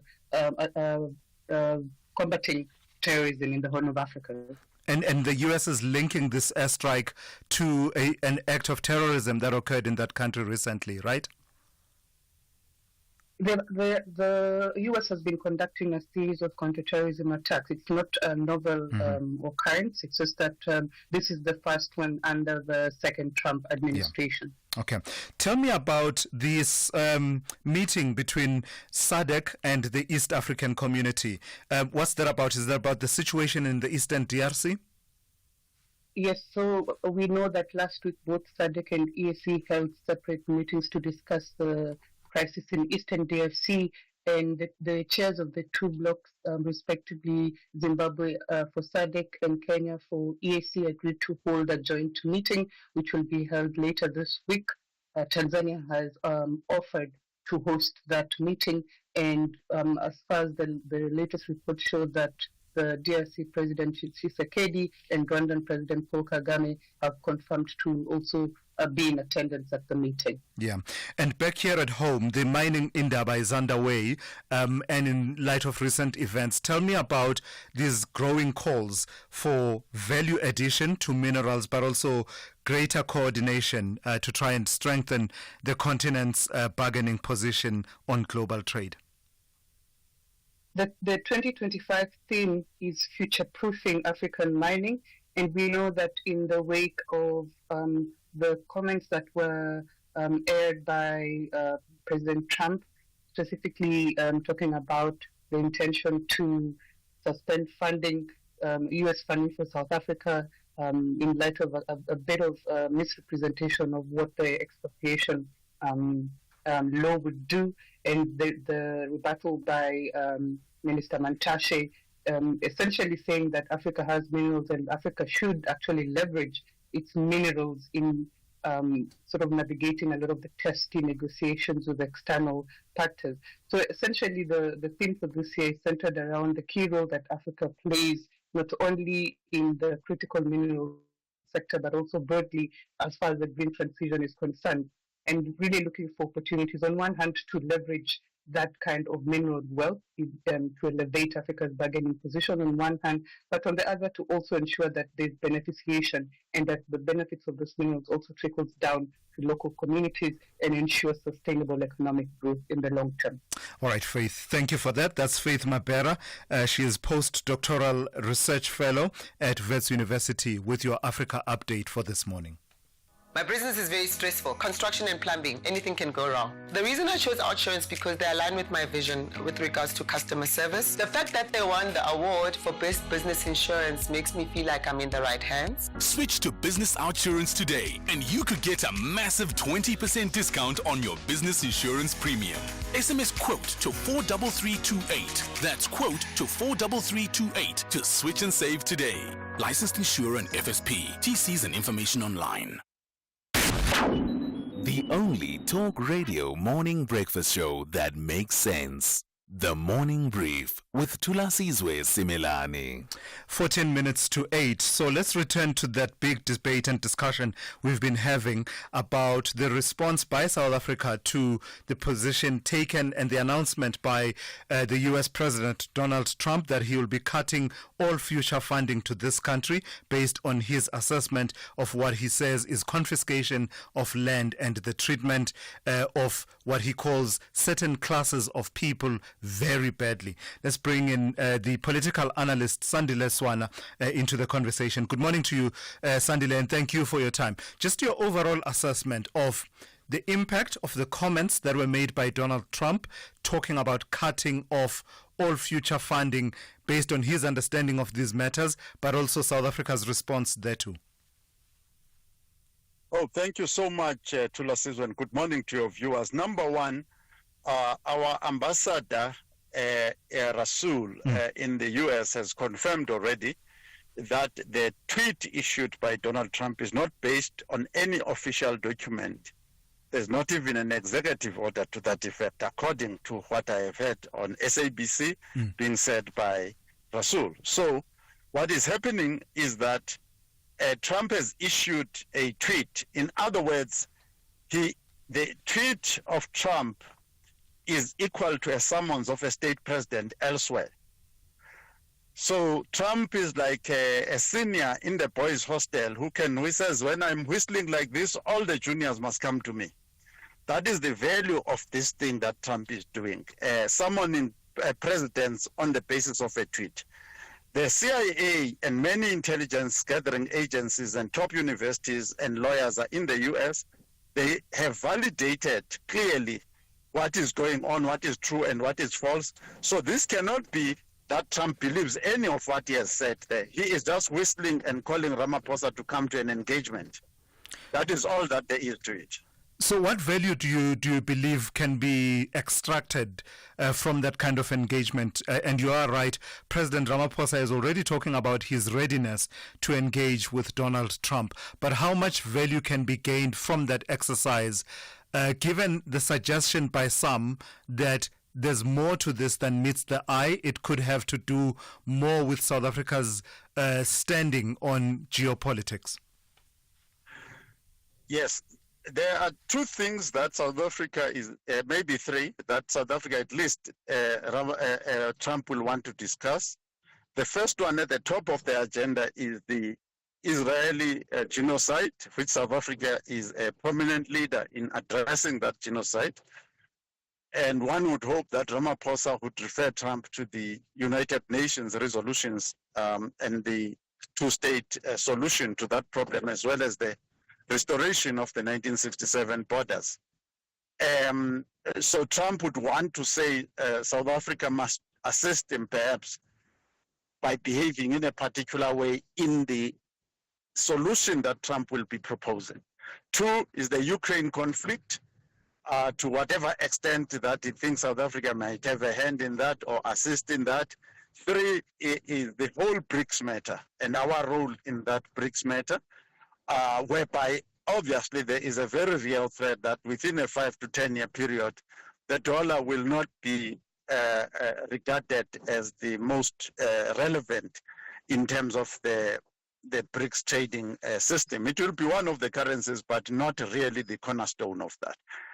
And also the savings of those countries, as Putin and company have already put it, that the first phase is just to look at investments, because you can't be storing your money in the US dollar and they grab it. And I believe the third point you were going to make, was it about South Africa's relationship with China and the BRICS bloc?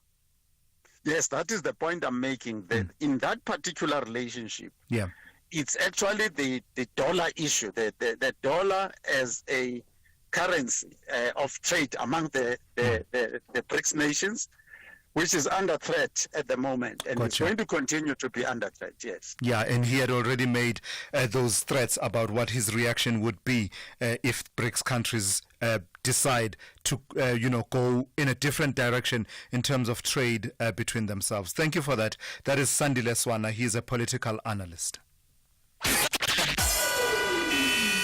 SAFM, guiding you through the rush hour traffic.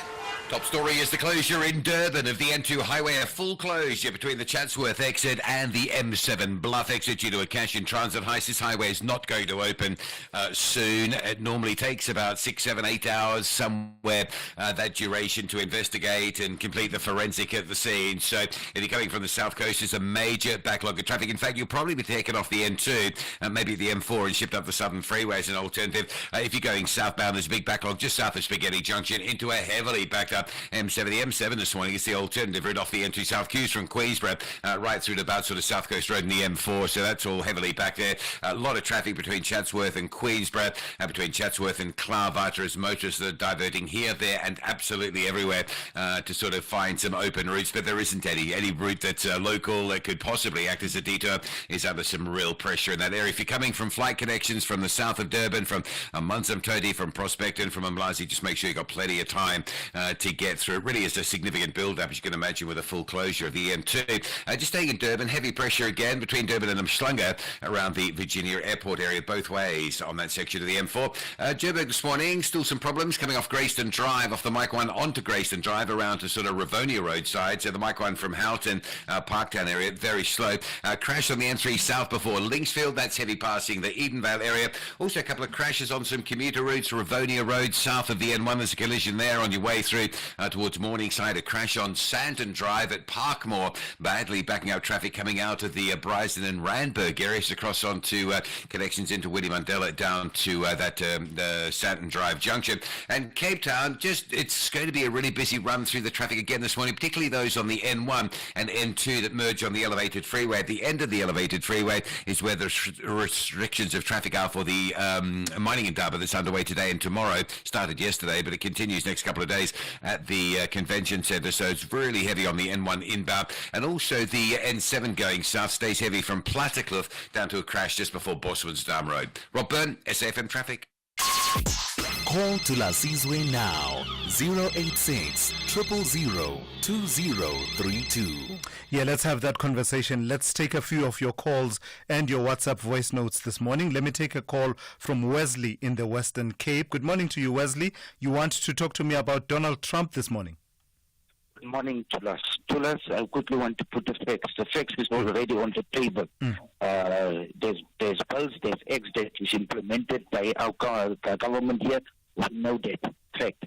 The thing that I really want to engage in is the fact that Donald Trump has cut the grants he's giving South Africa. According to approximately stats, they say it's about roughly 8 billion rand that trans funding is giving to South Africa. Then you have your Minister of Minerals that in a statement yesterday said that it might be that they're going to cut from African countries the minerals going to America. But the difference between these two things is that Trump is giving grants, but South Africa is selling something to America. So the power issue and the balance, I am not agreeing that Trump wants to intervene with what the South Africa laws on the billable and the exploration. I don't think it is boundary to introduce, but sometimes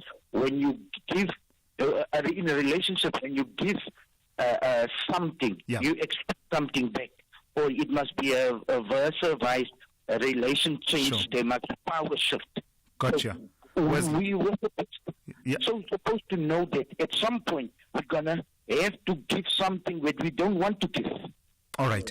Thank you for that. That's Wesley in the Western Cape. They're talking about the situation being perhaps one of give and take, and perhaps the power balance between, what Donald Trump is saying will be the sanctions in the loose sense of the word, that he will impose, the sanction rather, he will impose on South Africa versus what someone like Minister Gwede Mantashe is saying can be invoked as retaliation. That there isn't a balance, perhaps, is the point I take from what Wesley is saying. Tula in Cape Town, good morning to you. Ungatuli, what about Donald Trump this morning? Ngiyaphila kunjani? Yakhumbula last week we spoke in the okay, I need to talk about two issues. Yokuqala Umalema about his reaction to what is happening between Umungameli and this president for Rwanda, yes, the president of Rwanda, Paul Kagame. Yes. Yeah, very quickly. You know, Kagame spoke to Umungameli the way he did because he sees it from our politician ways, from the opposition. They do not respect our president. So he's just copying and pasting in the Labakumangayo Umungameli. So Umalema shouldn't be the one calling out to Kagame, no, he should speak to our president with respect. Umalema, does he respect Ramaphosa? No. I don't know. Hey, Tula, I don't know if I agree with you. I cannot agree with you because ours is meant to be a robust democracy. And you and I have seen where if the opposition is not robust enough, can you think about the many instances where we would not have gotten the kind of accountability we deserved? Yes. Robust it can be, but let's always look at the issue of respect. Let's not divert away. Yes, we politics like we are a democratic country. All right. But let's also observe respect. And I think that way, like Umalema is known to fall out of politics. Thank you, Tula. Yeah, very quickly. A quick one is the way to go. Let's do away with America. America will never respect anyone who picks crumbs from their table. All right, Tula, I've got you. Thank you for that point. I don't know if it's ever possible to do away with America in the way that Tula is saying. It's just not possible. But also, I mean, would it be desirable?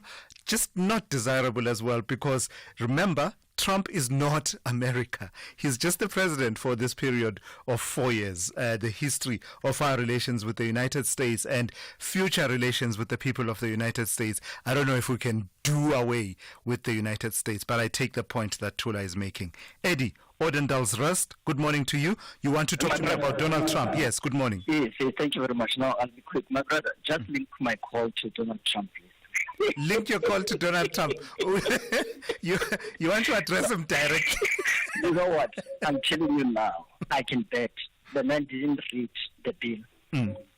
He's just like, he's a man who likes attention. And the more we talk about him, that's what he enjoys most. And it's so unfortunate about AfriForum. You know, AfriForum behaves like your AWB, but in a modern way. What we need to do, the president must, together with those who are in the, especially all politicians, the political parties, they must engage AfriForum and they must tell them to stop what they are doing. They are defacing this country. But do you think they'd be open? Do you think they'd be open to being convinced to, as you say, stop what they are doing? I don't know. I doubt. I think their positions are cemented, and they are unlikely to be moved by anything that is said to them. No, I agree with you to a certain extent. But what is important is that we must take them to court. As South Africans, AfriForum cannot destroy the face of this country while we are still looking. All right. Thank you very much. Thank you for that. That's Edin Odendalsrust weighing in there on South Africa and its response to, what has happened with the United States president, as well as the role of certain lobby groups, shall we call them, within our country, lobby groups such as AfriForum, and what they've been saying about the need, according to AfriForum, to quote-unquote punish ANC leaders and not the people of South Africa. And here we are with the U.S. president talking about cutting off all funding to South Africa. At 8 a.m., let's check in with N. Musa with the latest news.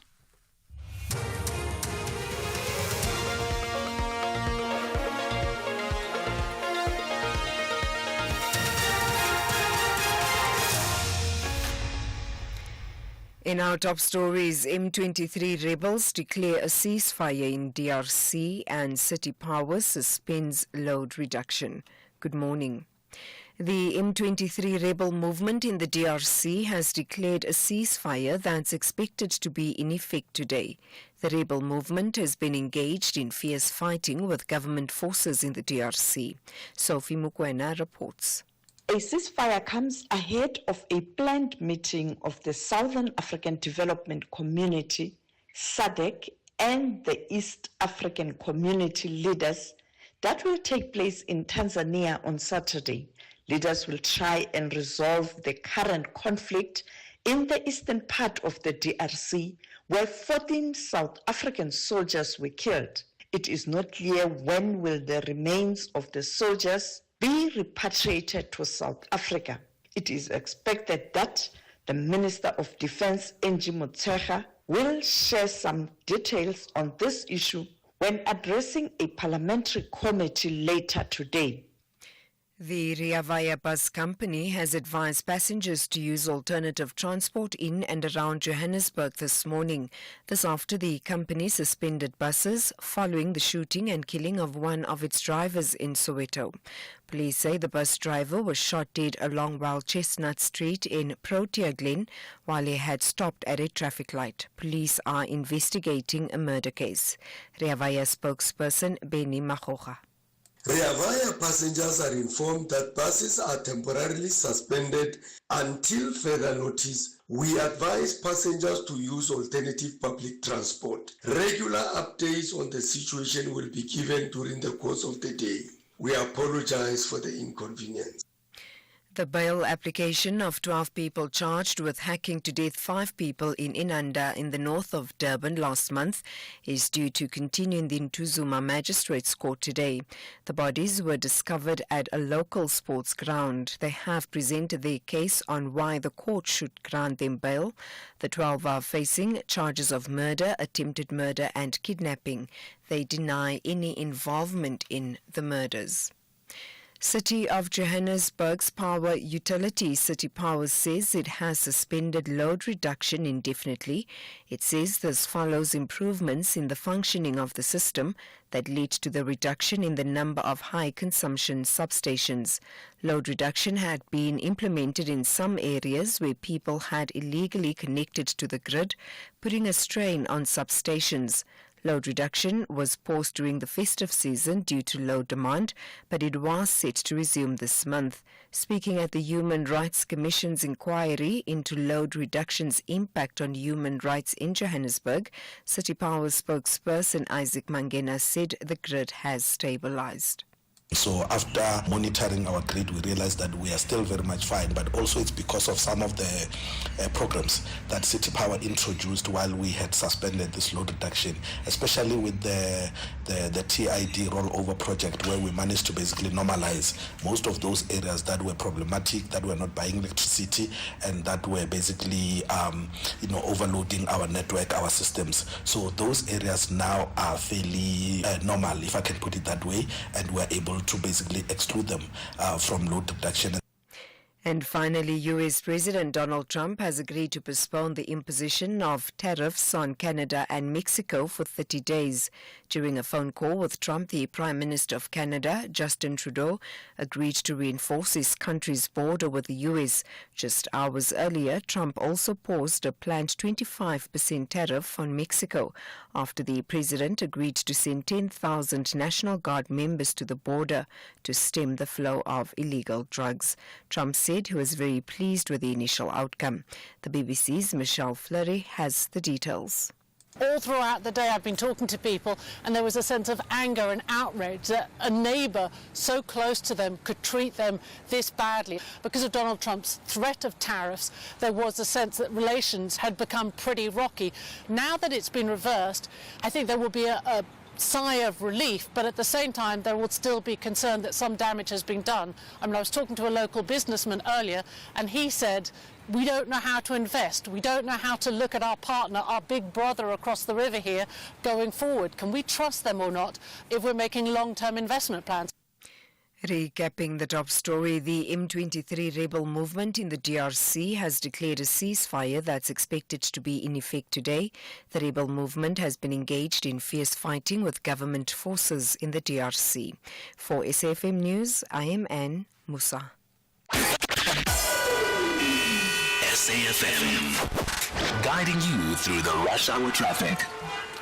No change coming out of Durban, the N2 full closure going south at the M7 Bluff exit going north at the M4 Southern Freeway split. So some very heavy traffic both directions, particularly the N2 South. As you come off of the M7, you're sitting some very heavy traffic down through Rossborough. The N2 North backed up from Tweedy Hill territory, routes through Chatsworth, through Queensborough, through the southern part of Durban, like Grimsby Road and South Coast Road, out as far as Klaarwater and Shoutcross. All very heavy as all that highway traffic both ways comes off and diverts onto those alternatives. Joburg, fairly heavy on the Mike 1 going into Santon this morning. Delays from Parkdale up to Greyston Drive. Also crash going into Santon at Parkmore on Santon Drive. So William Mandela, Peter Place and Republic Road all quite heavily backed up into that. Don't forget the crash N3 South at Linksfield if you're driving down to Gilooly through Edenvale.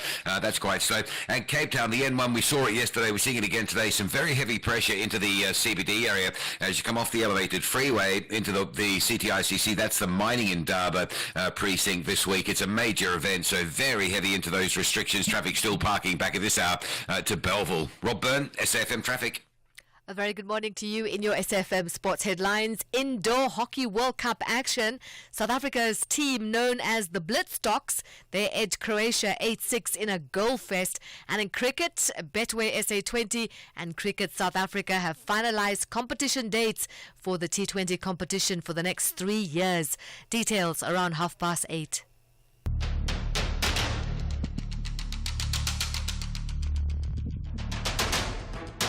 The Morning Brief with Thulasizwe Simelane. Weekdays, Monday to Friday, 6 to 9 a.m. The Morning Brief with Thulasizwe Simelane. Weekdays, Monday to Friday, 6 to 9 a.m. 7 minutes after 8, we are into the third hour of the morning brief here on SAFM on this Tuesday morning. It's good to be in your company. Just a quick recap of the main conversation we've been having this morning. It has to do with South Africa's response to the U.S. President Donald Trump. And at the start of the show, I asked, is it ever acceptable and right for any of us when we have a disagreement about certain policy matters, and before these have been tested out through all of the court systems that we have, the remedies that we have within our constitutional democracy, before they've been tested out in further international platforms such as your African Court on Human and People's Rights, the International Court of Justice, etc., to rush straight to certain players such as superpowers. And specifically, I then posed the question and said, is there any justification for the kind of intervention that AfriForum has been calling for? Kali Kriel, you will have seen that tweet where he says they'll be calling on the U.S. government to punish the ANC leaders, basically in relation to some of the policies that are being implemented in this country. Is that kind of intervention ever acceptable?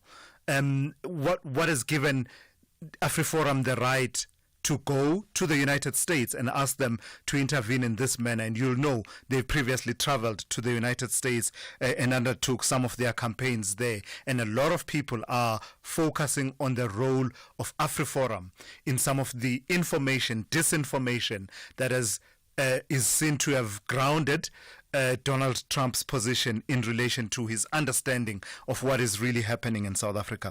But linked to that, I've been impressed by how, some have been able to cut through this mess, this entire situation. And I've been alluding to an article that has been published in the New York Times, and it's been written by their, correspondent in South Africa, John Eligon, if I pronounce the surname correctly. I mean, he cuts right through it. If you get a hold of this article, you should read it. In fact, the headline on its own says a lot. It says, South Africa fires back at Trump's false claim of land seizures, and then goes on to tabulate and give the history all the way to 1913. But at the same time, I've also seen the statements coming out of the Democratic Alliance as well as Minister Dean McPherson. And basically the long and short of those statements is to say that while they have problems with aspects of the Expropriation Act recently signed by President Ramaphosa, in no way does it allow for arbitrary deprivation of property and land in a way that would violate our constitution. So you are seeing a kind of consolidation of many segments of South African society that say, if Donald Trump is to take positions on South Africa, let those be based on facts and not on disinformation and distortions. So I'll be taking your calls and your WhatsApp voice notes. The number to dial 086 000 2032, as well as your WhatsApp voice notes on 061 410 4107. This is SAFM. We are leading the conversations that move us. The third hour of the Tuesday edition of the Morning Brief starts now. Whether you're having a morning or a morning, you woke up like this or like this. Mornings love McDonald's. So, choose happy and enjoy a short filter coffee for only R14.90 at McDonald's. What's not to? Get back to the grind with Buco, where every journey begins. We're a trusted partner who's there with you every step of the way. From sand to sandware, basins to bricks, and paint to PPE, we provide the tools and support to make your vision a reality. We believe every measured cut and carefully placed nail leads to more than a building. It's about trust, safety, and the assurance that no matter the challenges, it will all come together. Find your nearest store on buco.co.za. Begin with Buco. Buco. Assurance, they understand my business. They are so good in terms of communication, which gives me confidence. It's a good decision that I've made to move to Assurance. I'm a winner. I want to be with the winners. Switch to Business Outsurance today and you could get a massive 20% discount on your business insurance premium. SMS quote to 43328. That's quote to 43328 to switch and save today. Licensed insurer and FSP. TCs and information online.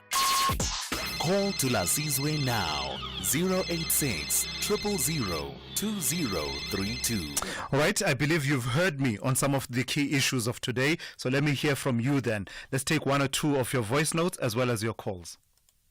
Morning, Thulas. It's not about land. It's not about land when it comes to Trump. It's our relationship with China. That is the problem there. That is the problem. And the other thing, the misunderstanding between South Africa and the darling of the Western countries, Rwanda there. That is where the problem is. Rwanda is a darling of the Western countries. Norman from Brixton. Yeah, Norman, thank you for that. And I think that's one of the threads that have been coming through, that it has to do with far much more than simply a misunderstanding around South Africa's expropriation policies. Good morning, Thulasizwe Simelane from Durban. You know, Thulas, this thing of being threatened, America will take away AGOA. After I'm always threatening, AGOA will go away. Let them take the AGOA. We will survive. They must not forget that America was the sponsor of apartheid with the United Kingdom. They must not forget that. So they must not come back and try to colonize us economically. It's best we die standing up than to die than to live on our knees. We will not be colonized again by America. They can keep their money. We don't need. Yeah, strong sentiments they're coming through. Thank you for that. And you've heard a lot of people talking about being held at ransom in exchange for favorable trading conditions, the AGOA that he's referring to, the Africa Growth and Opportunities Act. Let me hear from a few more people. Let me take a call. Quick, short and sharp if we can, so we take as many calls as possible. Chico in Soweto, good morning to you. Also on the same issue of U.S. President Donald Trump. Yes. You know, we fight lies with lies. Yeah. You know, South Africa is having a huge problem with the finances. At least U.S. it meets South Africa halfway. Understand? So if they cut those funds, people, it's easy. Not talk is cheap because they are not facing the problem. Understand? We should be responsible. They don't just spew venomous comments. And while you don't have nothing, understand? You're talking about ARVs, yes. Should they cut those ties? Do we have ARVs?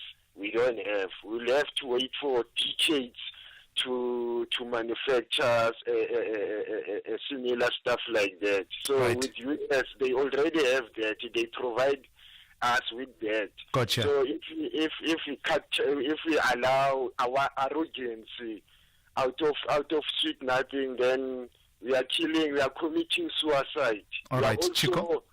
Yeah, we are thank also you. killing the All right, that's Chico in Soweto there. I think I took the point that Chico is making. Let's not downplay the impact of the withdrawal of some of the aid, particularly as it relates to HIV and AIDS. Crispin in Durban, good morning to you, also on the same issue of Donald Trump. Morning, Thulasizwe. My view is that we have to be aware of how Trump operates. Mm-hmm.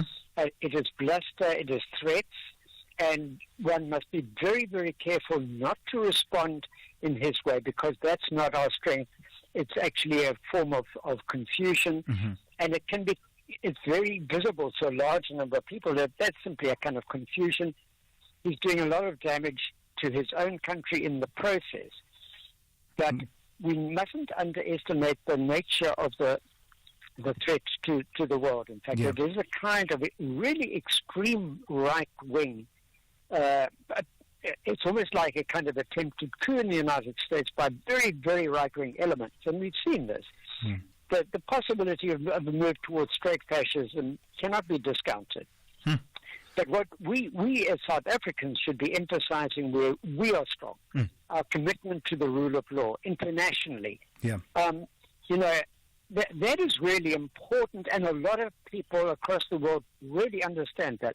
Right. The ability to negotiate, to develop alliances without compromising our own position is critical. Thank you. Gotcha. Thank you for that. That's Crispin there, standing on principle and not allowing ourselves to be drawn into this, what he calls a game of bluster and threats, but rather calibrated responses that showcase our principles and who we are internationally. Majoro in Lady Brand, good morning. You also want to talk about Donald Trump. Yes. Yes, morning. Let me leave this in a Lesotho claim. In case the Lesotho claim becomes, or Basotho speaking people in South Africa, which amount to 6 million people in South Africa, we decide to concur with the claim that has been submitted to the UN.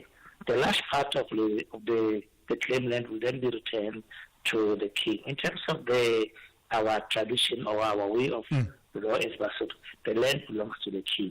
Meaning every person who acquired a title deed under the false pretext that the stolen land that they got a title deed from.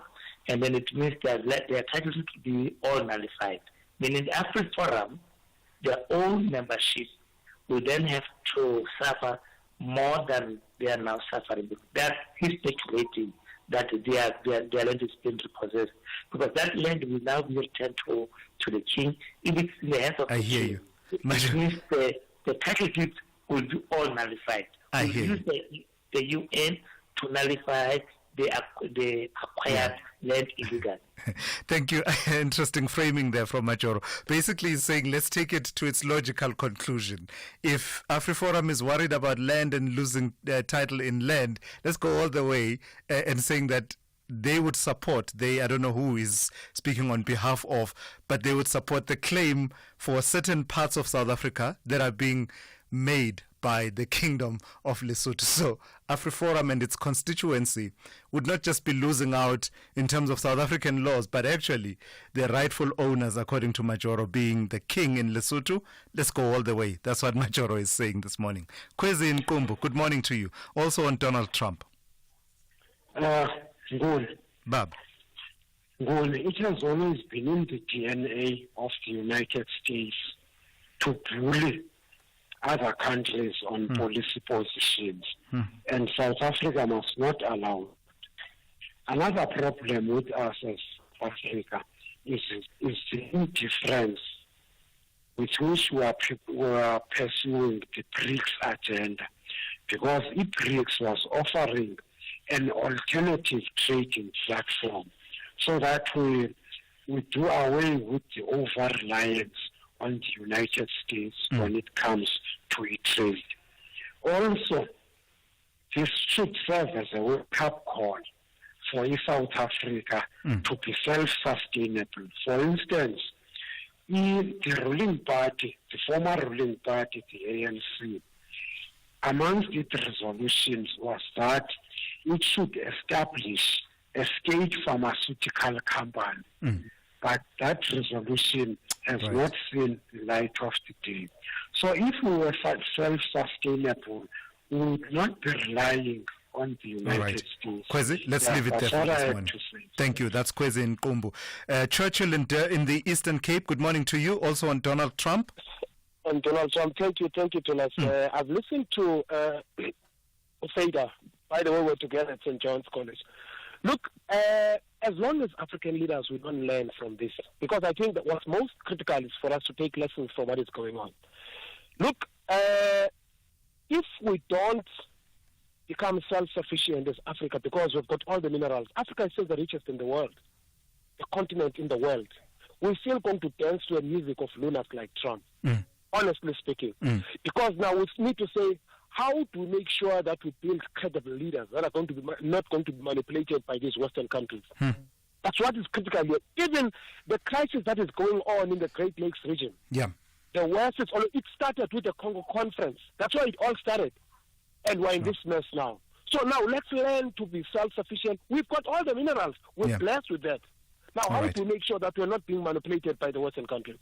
All right. Thank you. Churchill, thank you for that. Talking about self-sustenance and self-reliance, the importance of that lesson not being lost in this moment. Tabiso in Polokwane, good morning. Also on Donald Trump this morning. Tulas. I think the behavior of Donald Trump should not be attributed to all the Americans. I know that Americans, you had Reverend Jesse Jackson who assisted during the time of apartheid and all of that. There were a number of organizations in America. But the second part is but we must also read it within the particular context. One will be the posture of South Africa with regard to Palestine and Israel war. Two will be the transformation of the United Nations that talks about these areas, the continent having a permanent seat within the Security Council. And three would also be about, being able to dislodge South Africa within diplomatic relations. It's not about the land. Unfortunately, organizations like AfriForum, they're falling into a particular trap that I don't even know of saying. But you also remember the same sentiment that was uttered by Donald Trump was once tweeted by Elon Musk. Elon Musk is a South African born chap who would have been privileged at some point in this particular country. Of course, you'll hear all these particular noises sitting here and there and whisper to his friend that side. And I think this is a matter, maybe we should debate it quite a lot to say, do Donald Trump talk about the land, or it is something that we don't see? I think that's the discussion should be from there. All right, thank you for that, Tabiso, and you're absolutely right to point to Elon Musk as well, because I did see a lot of reaction that people were giving about what they believe has been the role of Elon Musk in informing some of the positions that have been taken by Donald Trump. And Elon Musk, of course, also responding yesterday. I'm getting ahead of myself. Let me listen to this voice note now. In Durban. We are where we are today because the ANC chose an easy way out back in '94. South Africa remains the only country that went through a revolution, but the oppressor lost nothing, but in fact gained everything. Today, the likes of AfriForum are emboldened to commit acts of treason, knowing very well that there will be no repercussions. Thank you. Interesting historical take. I suppose you are alluding to what was called colonialism of a special kind. This is what the ANC used to talk about, that in South Africa the context is different. You don't have colonizers who will eventually leave, but actually you have a situation where you needed to forge the former colonizer and the former colonized living together and forging a completely new society. I think that's what, if I understand you correctly, is what you are alluding to, and you are saying that is perhaps the genesis of where we are with groups like AfriForum. Thank you for those. We will make time to engage with you a bit more later on the show.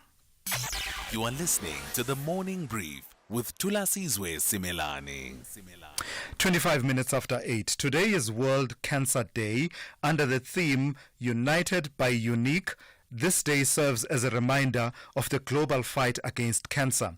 In this country, cancer remains a significant public health challenge, and while medical advances have made strides in treatment, lifestyle factors, particularly diet and nutrition, play a crucial role in reducing the risk of cancer.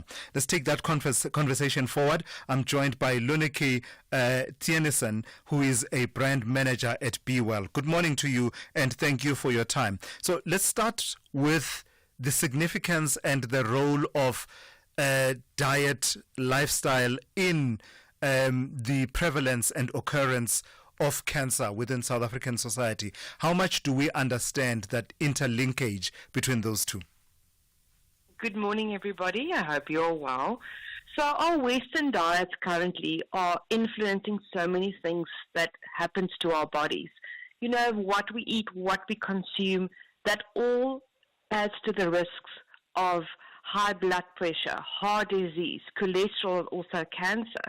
And that is why we as Be Well want to be that thought leaders with cancer in South Africa to educate the South African consumer about what they put into their body, what they consume, the way they prepare food, and also how to try and avoid some of these serious health factors like getting cancer. So as it relates specifically to cancer, what are some of the factors to be aware of in terms of what we consume and how food is prepared? For instance, with issues such as oils, processed oils and the likes. You know, we all were raised with deep frying, adding everything in oil just to add to the flavor. So we have to be more vigilant. We have to decide how we're preparing our food, the way we consume oil, and also the oils we do select in the end to make our food. You know, you look at the oil compositions. What does it mean if we say Be Well canola oil is high in this or low in saturated fat? It's high in omega-3, and what is omega good for in your body? If you look at the oil profiles, you also have to decide what are you doing with the oil. Are you deep frying? Yes, we all love a beautiful deep fried piece of fish, but you know, choose a oil like canola oil that is low in the saturated fat, can have high smoke temperatures. Then you look at an olive oil that you can do sauteing of onions.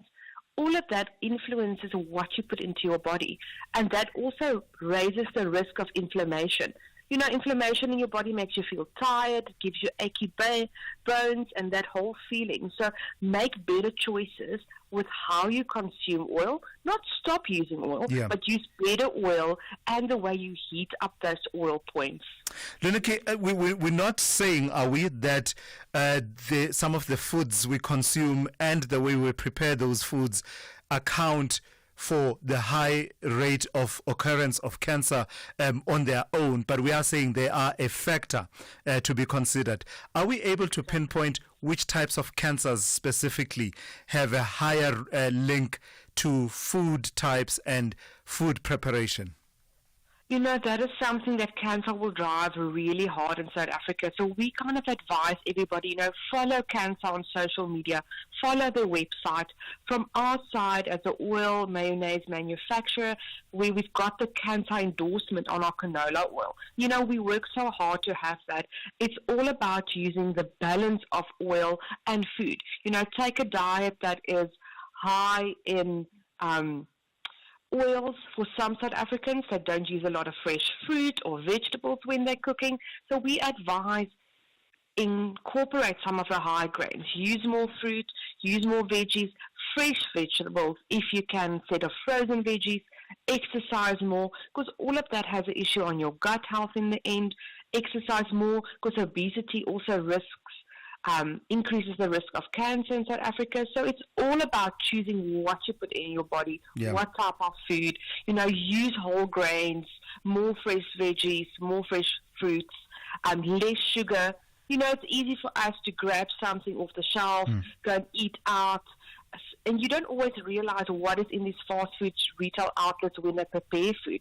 So try and control your daily kilojoule needs.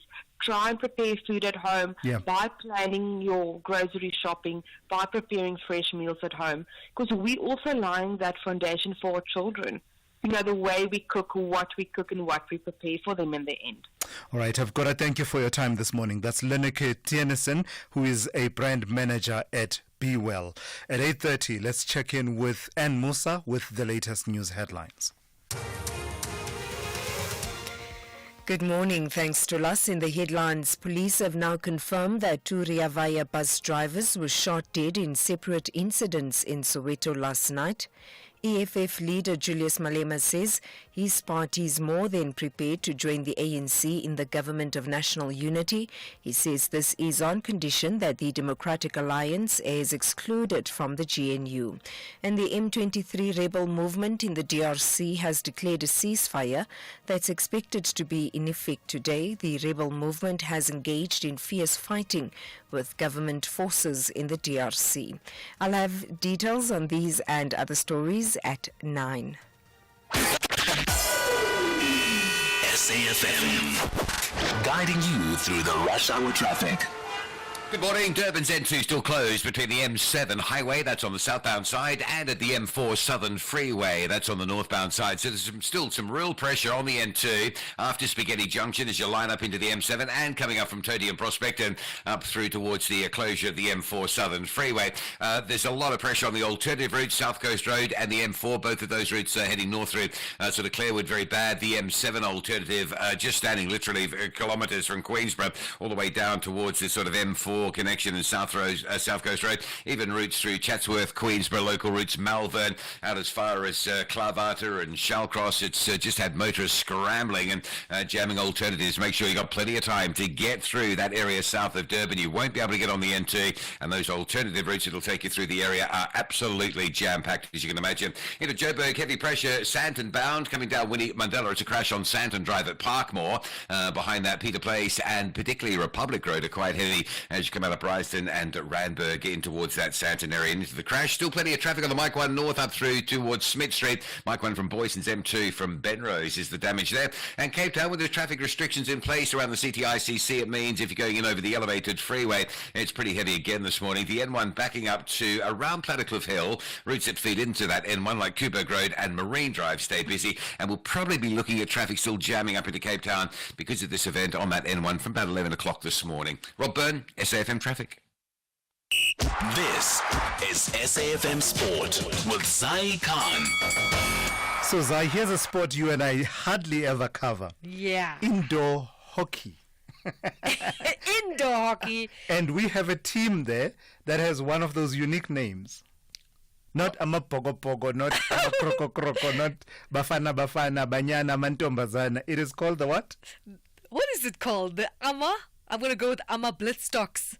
They should add Ama. They should add Ama. I agree. Exactly. Yep. You know, I mean, if you can just add Ama to anything,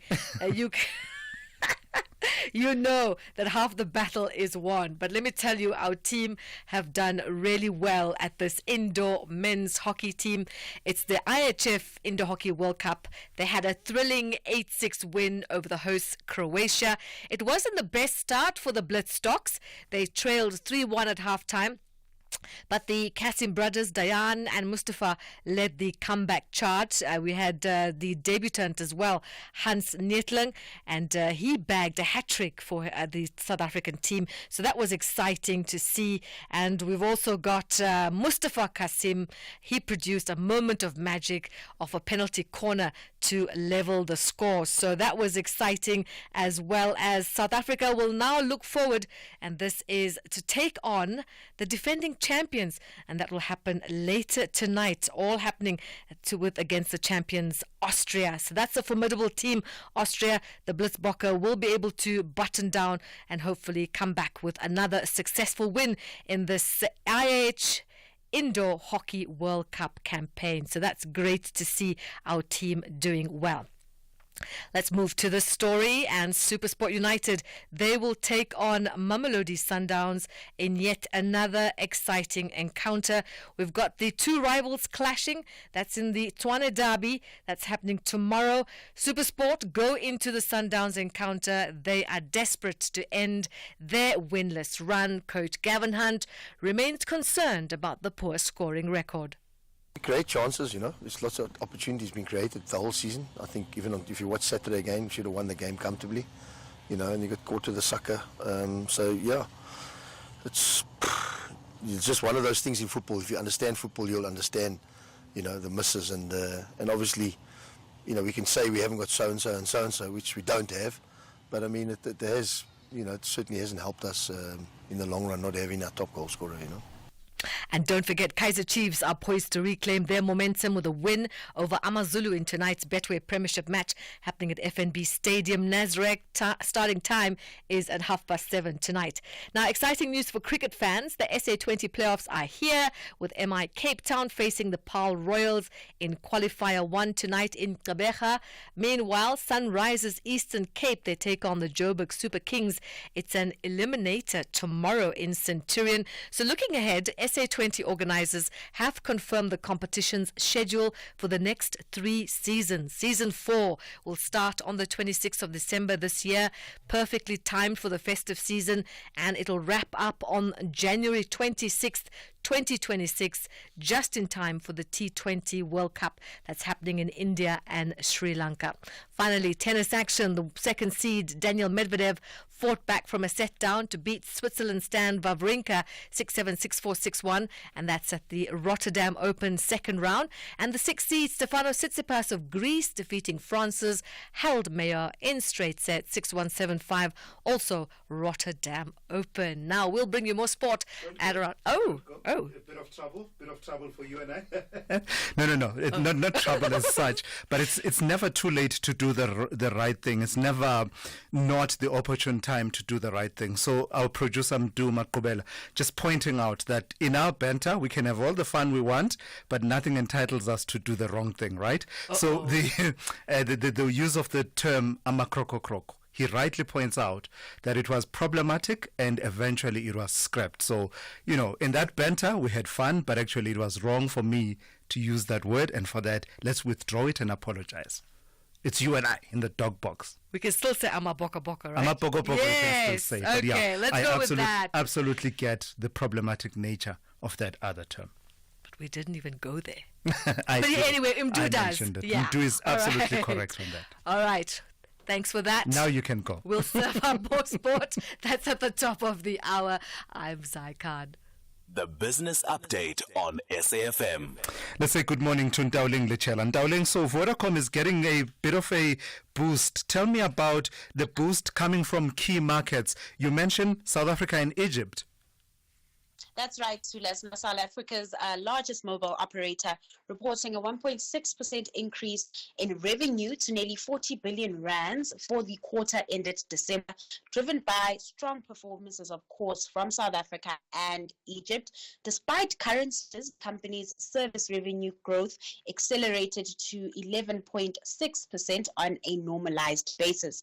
Now, in South Africa, revenue grew 0.7% to 23.8 billion rands, with service revenue growth improving by 3.2%, supported by prepaid. Companies' financial services revenue increased 5.7% to 3.6 billion rands, with the group transacting just $437 billion through its mobile money platforms over the past 12 months.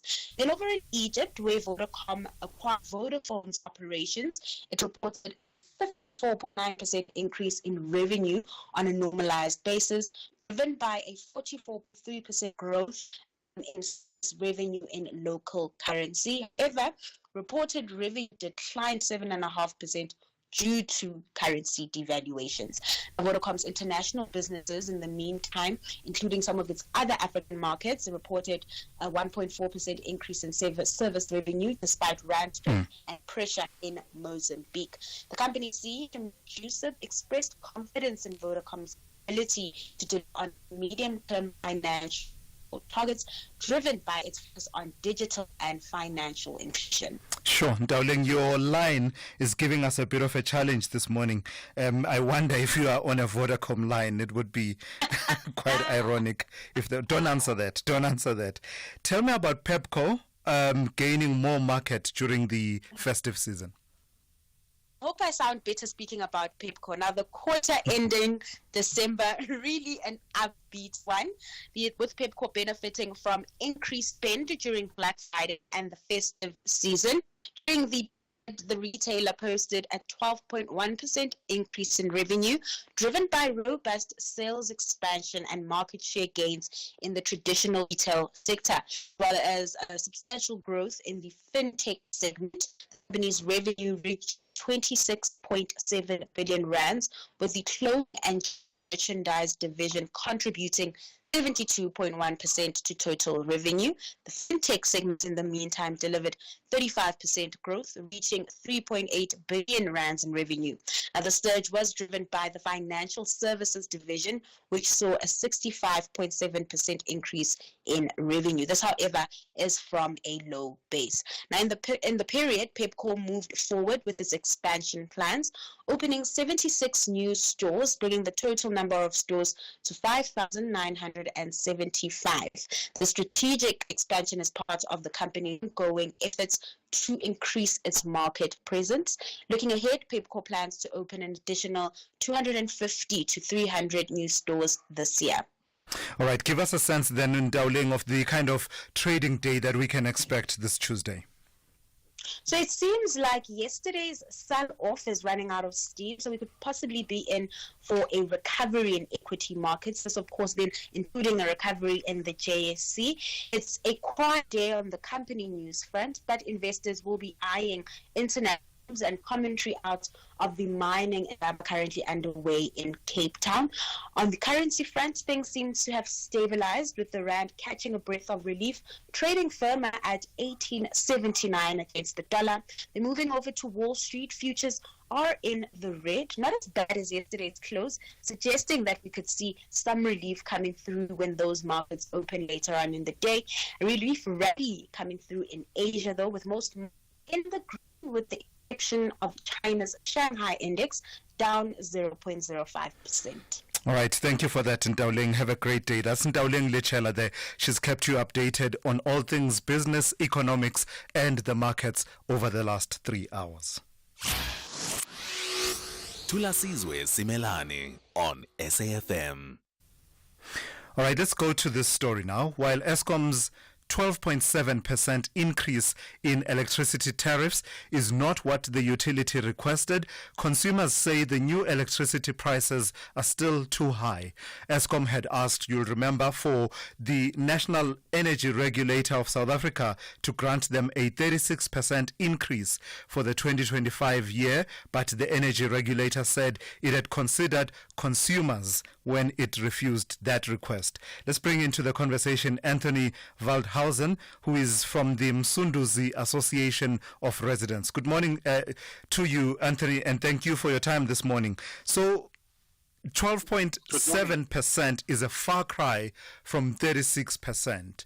But what is your reading of the impact on affordability of that 12.7% increase that was granted to Eskom? Thank you for having me. Although there's the 12.7 increase from Eskom, we in Msunduzi are actually sitting with a dilemma whereby the municipality wants to increase our electricity to 36%. That is subject to Eskom's final approval of the tariff. But overall, we found that each year we actually having these increases, and we don't see any improvement at Eskom at all. Just recently we had the actual load shedding, and so it just shows that nothing's actually improved at Eskom, and we as residents are having to face the actual brunt of these increases. So tell me a bit more about the insistence by the municipality to increase significantly. You're saying it goes as high as 36%, which is what Eskom had been asking for originally. Does that continue to be the case even after the determination by NERSA that Eskom can only increase by 12.7%? Well, the municipality has to apply to Eskom to actually have the percentage tariff increases to be approved. So I believe it's still subject to Eskom's final approval. But is the intention to still increase quite significantly and as high as 36% on the part of the municipality? Well, Well, assuming so, but I think last year they tried that to do that last year, but Eskom actually told them not to do that, and they actually had to decrease it.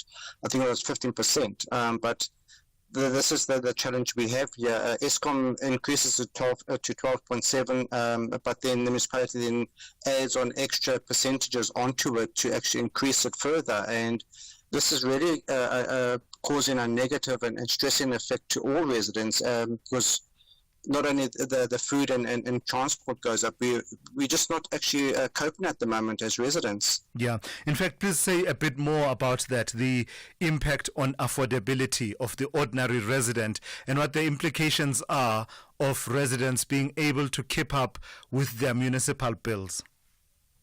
Well, it's a challenge all over the municipality. I mean, yesterday I was assisting one of the residents who has an account that is over 77,000 rand, and their challenge, and they actually don't have electricity, was because it was disconnected. I mean, we're finding out many residents are actually battling financially and can't keep up and can't even put food on the table. And this is the challenge we have as residents, is that these tariff increases just increase each year, but there's no actual social investment from the side of the actual municipality to actually assist these the indigent residents, and mostly the residents in Msunduzi as well. Yeah. What solutions do you believe should be explored and perhaps are not being explored in trying to balance between Eskom's need for revenue generation and its own sustainability on the one hand, but on the other hand, the affordability of these services by ordinary residents? Where are we not looking for solutions that are sustainable? Well, I think what is needed quite drastically now is actually for the MSC of COCTA, nationally and provincially, to actually intervene and to ensure that the municipalities pay off their debt. Because if you can imagine all municipalities throughout South Africa paying their debt to Eskom, so they actually receive the actual payments of their debts, that will actually then will decrease the need for actual increases year by year. But the thing is that we find in for example, in Msunduzi municipality, there's no proper prioritization of the actual, there's no priority of the actual municipality to address these challenges. What they're more interested in is actually funding New Year's parties and funding soccer clubs like Royal AM, which is actually closed down. Yeah. All right. Thank you for your time this morning, and thank you for flagging some of these issues that are part of the bigger debates we've been having about affordability of utilities. That's Anthony Waldhausen, who is from the Msunduzi Association of Residents, Ratepayers and Civics. SAFM, guiding you through the rush hour traffic. It's going to be a very heavy morning for Durban motorists. It has been thus far since this cash in transit highs near the cement factory at 6 o'clock this morning. The highway remains closed, northbound from the M4 Southern Freeway and then southbound from the M7 Bluff exit. And there's terrific traffic congestion. The M2 is heavy as you come up from Tweedy Hill and have to divert northbound to Durban up the M4 where you run into some delays there. The N2 south of Spaghetti Junction queues heavily down to the M7, and then you just hit a monumental wall of traffic that starts right back at Queensborough about Belleville Road, all the way down through the N2, down through Bel Air, Wakesley, down through Rossborough, right down to sort of M4 highway connection. South Coast Road also taking a big heavy load up through the Clarewood area. Motorists even ducking out the other side, Chatsworth, Klaarwater, and then up Hans Detman looking to sort of get north that way, and that's all very heavily backed up. So anything that operates in an alternative route around this N2 closure is heavily backed up, and probably will be for some time. We anticipate the N2 probably opening around 12 noon, if not slightly after.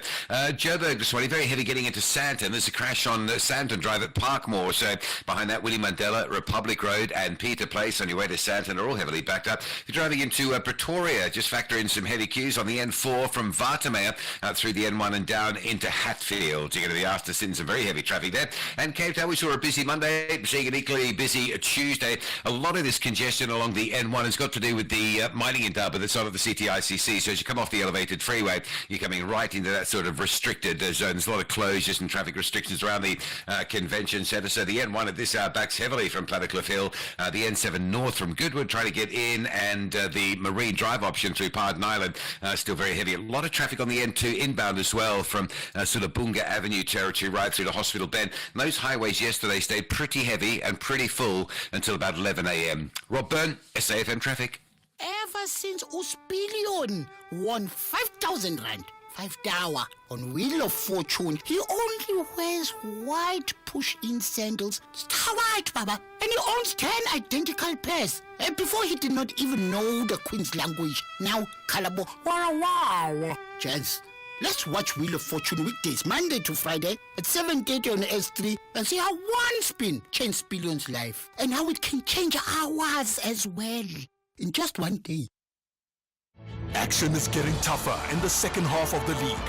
The Folks want to ease off pressure with a win, but the Eagles aim to fly with 3 points to remain in the top 5. This is the Bundesliga, football as it's meant to be. Catch Borussia Mönchengladbach FC versus Eintracht Frankfurt FC on Saturday, 8 February at 7:30 p.m. live on SABC Sport on DTT Channel 4. Also available everywhere, for everyone, always on SABC Plus and SABCSport.com. Proudly brought to you by SABC Sport. For the love of the game. Call Thulasizwe now, 086 000 2032. 8 minutes to 9. Let's make the most of the remaining minutes within this show.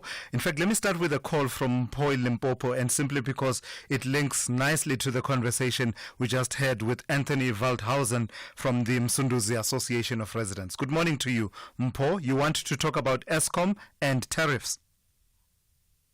Yes, good morning, Thulasizwe. Yes, good morning. Please go ahead. Yeah, you'll pardon me for my ignorance. The fellow from Msunduzi who says the municipality is about to increase the tariffs and they are waiting for Eskom to approve. I'm not sure if my memory serves me well, that's how things are supposed to be, because my understanding is that Eskom sells electricity to the municipality. Mm-hmm. And municipality distribute it, and they put some charges here and there, and so on. That's why there's differences of charges for electric units from municipality to another. So I don't know if it's the role of Eskom, but I'm saying maybe it's my ignorance. Yes. You'll assist whether Eskom comes to a point of saying if municipality wants to charge the residents this much, Eskom must approve. Yeah. Then maybe it's a new information which I'm learning today. Yeah, no, I hear you. You're absolutely spot on, then, Paul.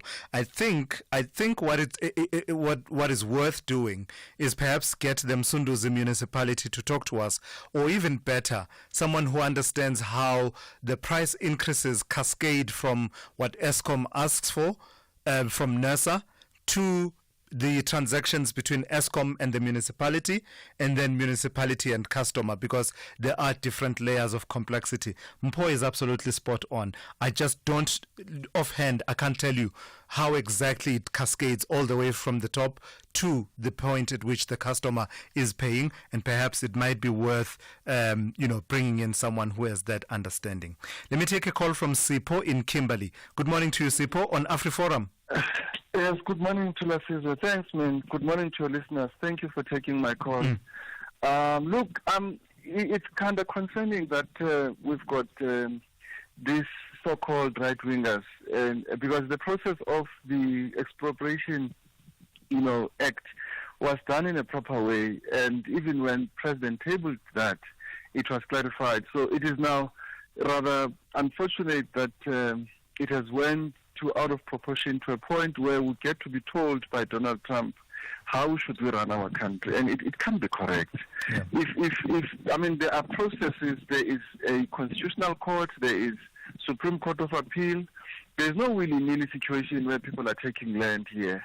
If people are unable to convince others, they mustn't just take shortcuts because they want, or rather to reach their expediency, and then they go to that level and play to the gallery. And And it's kind of interesting that DA is coming out to say, no, there's no such a thing, whereas they themselves, at some point when we're going through elections, they came out to be saying, no, we need America to come and observe. Observe what? Because there hasn't been any legal processes. I mean, even the ANC itself, when it became apparent that the power is lost, everybody accepted and agreed because the country has to continue. So it is unfortunate that we find ourselves here, and I think shame on AfriForum, shame on even as well as here. I think people should see the kind of right wingers that we have in our country. Thank you. Let's leave it there for now. Let me talk to Romeo in KwaZulu-Natal. Good morning to you, Romeo. Also on AfriForum this morning. Yes, good morning to Thulasizwe and SFM listeners. Yes, I just wanted to add as what the previous caller says.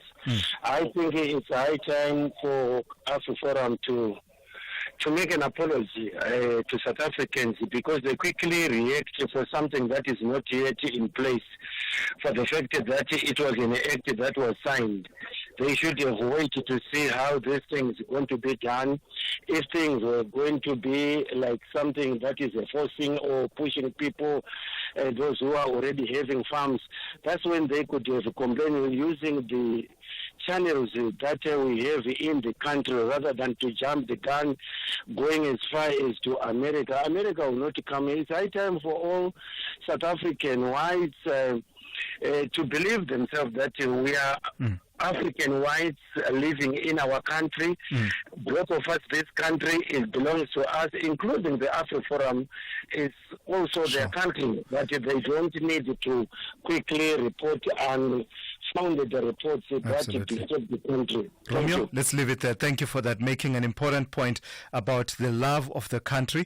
Not saying that you should not be critical of some of the policies, but use the channels domestically and exhaust them. And in fact, one of the requirements if you're going to the African Court on Human and People's Rights, for example, is you must have exhausted your domestic remedies. So, you can imagine why if you are in AfriForum, you can't rush to that court. But the United States will take your case and immediately adjudicate and make a decision that this is the state of play without even giving a hearing to South Africans, the South African government.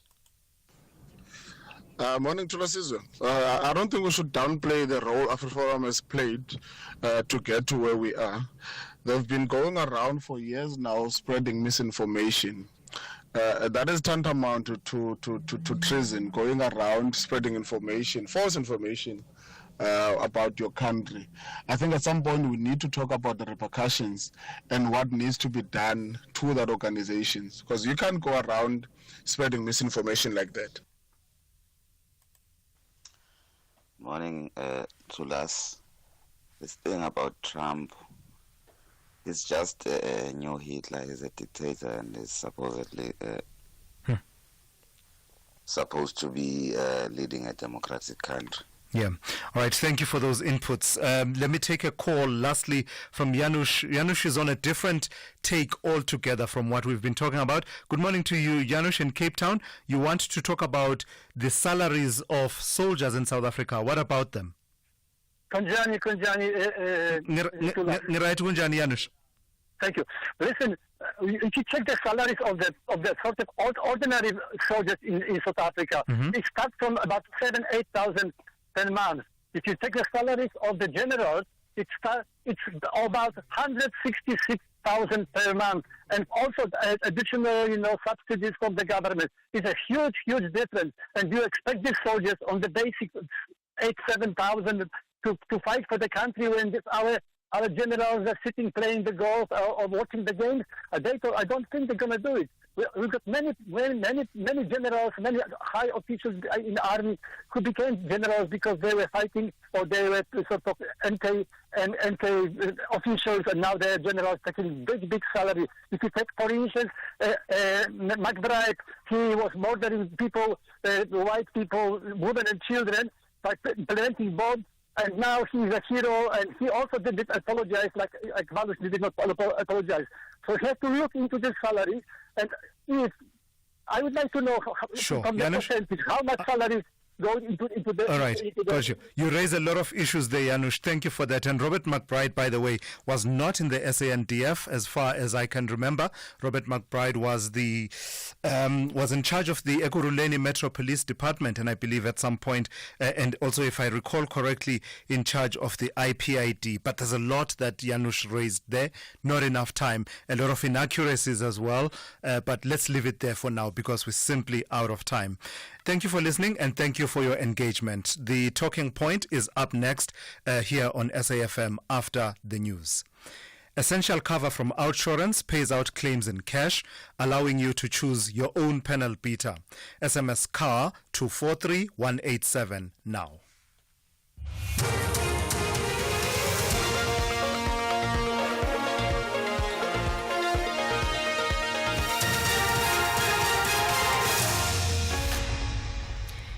In our top stories, 2 Rea Vaya bus drivers shot dead and M23 rebels declare a ceasefire in the DRC. Good morning. Police have now confirmed that 2 Rea Vaya bus drivers were shot dead in separate incidents in Soweto last night. In the first incident, a driver was fatally shot at a traffic light along Wild Chestnut Street in Protea Glen.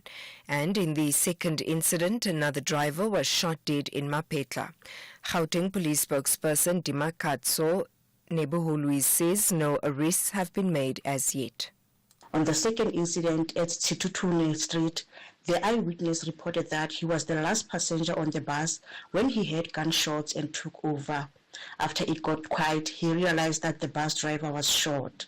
The driver was declared dead on the scene and the passenger sustained no injuries. In both incidents, the motive is unknown at this stage and police investigations continue. One person has been killed and several others injured in the crossfire during a cash-in-transit heist this morning on the N2 in Durban near the cement factory. It's alleged a cash-in-transit vehicle was forced off the road, coming to rest on its roof on the centre medium. The vehicle was allegedly blown up by multiple suspects who then robbed the cash van.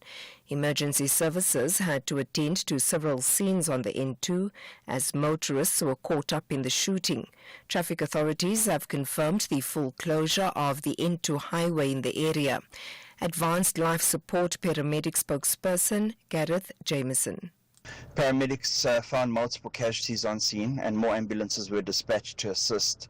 On the actual scene, paramedics treated 3 security officers for various injuries and were stabilized on scene. On the same scene, approximately 500 meters from the incident, 3 occupants in a bus traveling to work had sustained multiple gunshot wounds. The next location of the scene was on the Higginson Highway over the N2 bridge, where 2 people had sustained gunshot wounds. The third incident occurred on Silver Glen Drive in the Chatsworth area, where paramedics found multiple patients had been shot. EFF leader Julius Malema says his party is more than prepared to join the ANC in the Government of National Unity. He says this is on condition the Democratic Alliance is excluded from the GNU. Malema's comments come as the DA and the ANC are at loggerheads over the National Health Insurance and the recent signing of the Expropriation Act. The EFF leader made the comments at a media briefing yesterday in Johannesburg. So the ANC must know that we are just outside, we're at the doorstep. Once they remove the DA and they want a partner, we are in. There's no government that is going to collapse here because Helen Zille says so. We're not going to hear from Helen Zille. The M23 rebel movement in the DRC has declared a ceasefire that's expected to be in effect today. The rebel movement has been engaged in fierce fighting with government forces in the DRC. Sophie Mukwena reports. A ceasefire comes ahead of a planned meeting of the Southern African Development Community, SADC, and the East African Community leaders that will take place in Tanzania on Saturday. Leaders will try and resolve the current conflict in the eastern part of the DRC, where 14 South African soldiers were killed. It is not clear when will the remains of the soldiers be repatriated to South Africa. It is expected that The Minister of Defence, Angie Motshekga, will share some details on this issue when addressing a parliamentary committee later today. And finally, today marks World Cancer Day. Deputy Health Minister Dr. Joe Phatla and the Gauteng Health MEC Nomantunko Moralehoku will commemorate the day in Soweto. The event aims to raise awareness about cancer, highlighting the importance of regular screening for early detection and effective treatment. A new breast health clinic will officially be opened at the Charlotte Maxeke Johannesburg Hospital. The facility will enhance breast cancer detection, treatment and research in Gauteng. National Health Spokesperson Foster Mohale.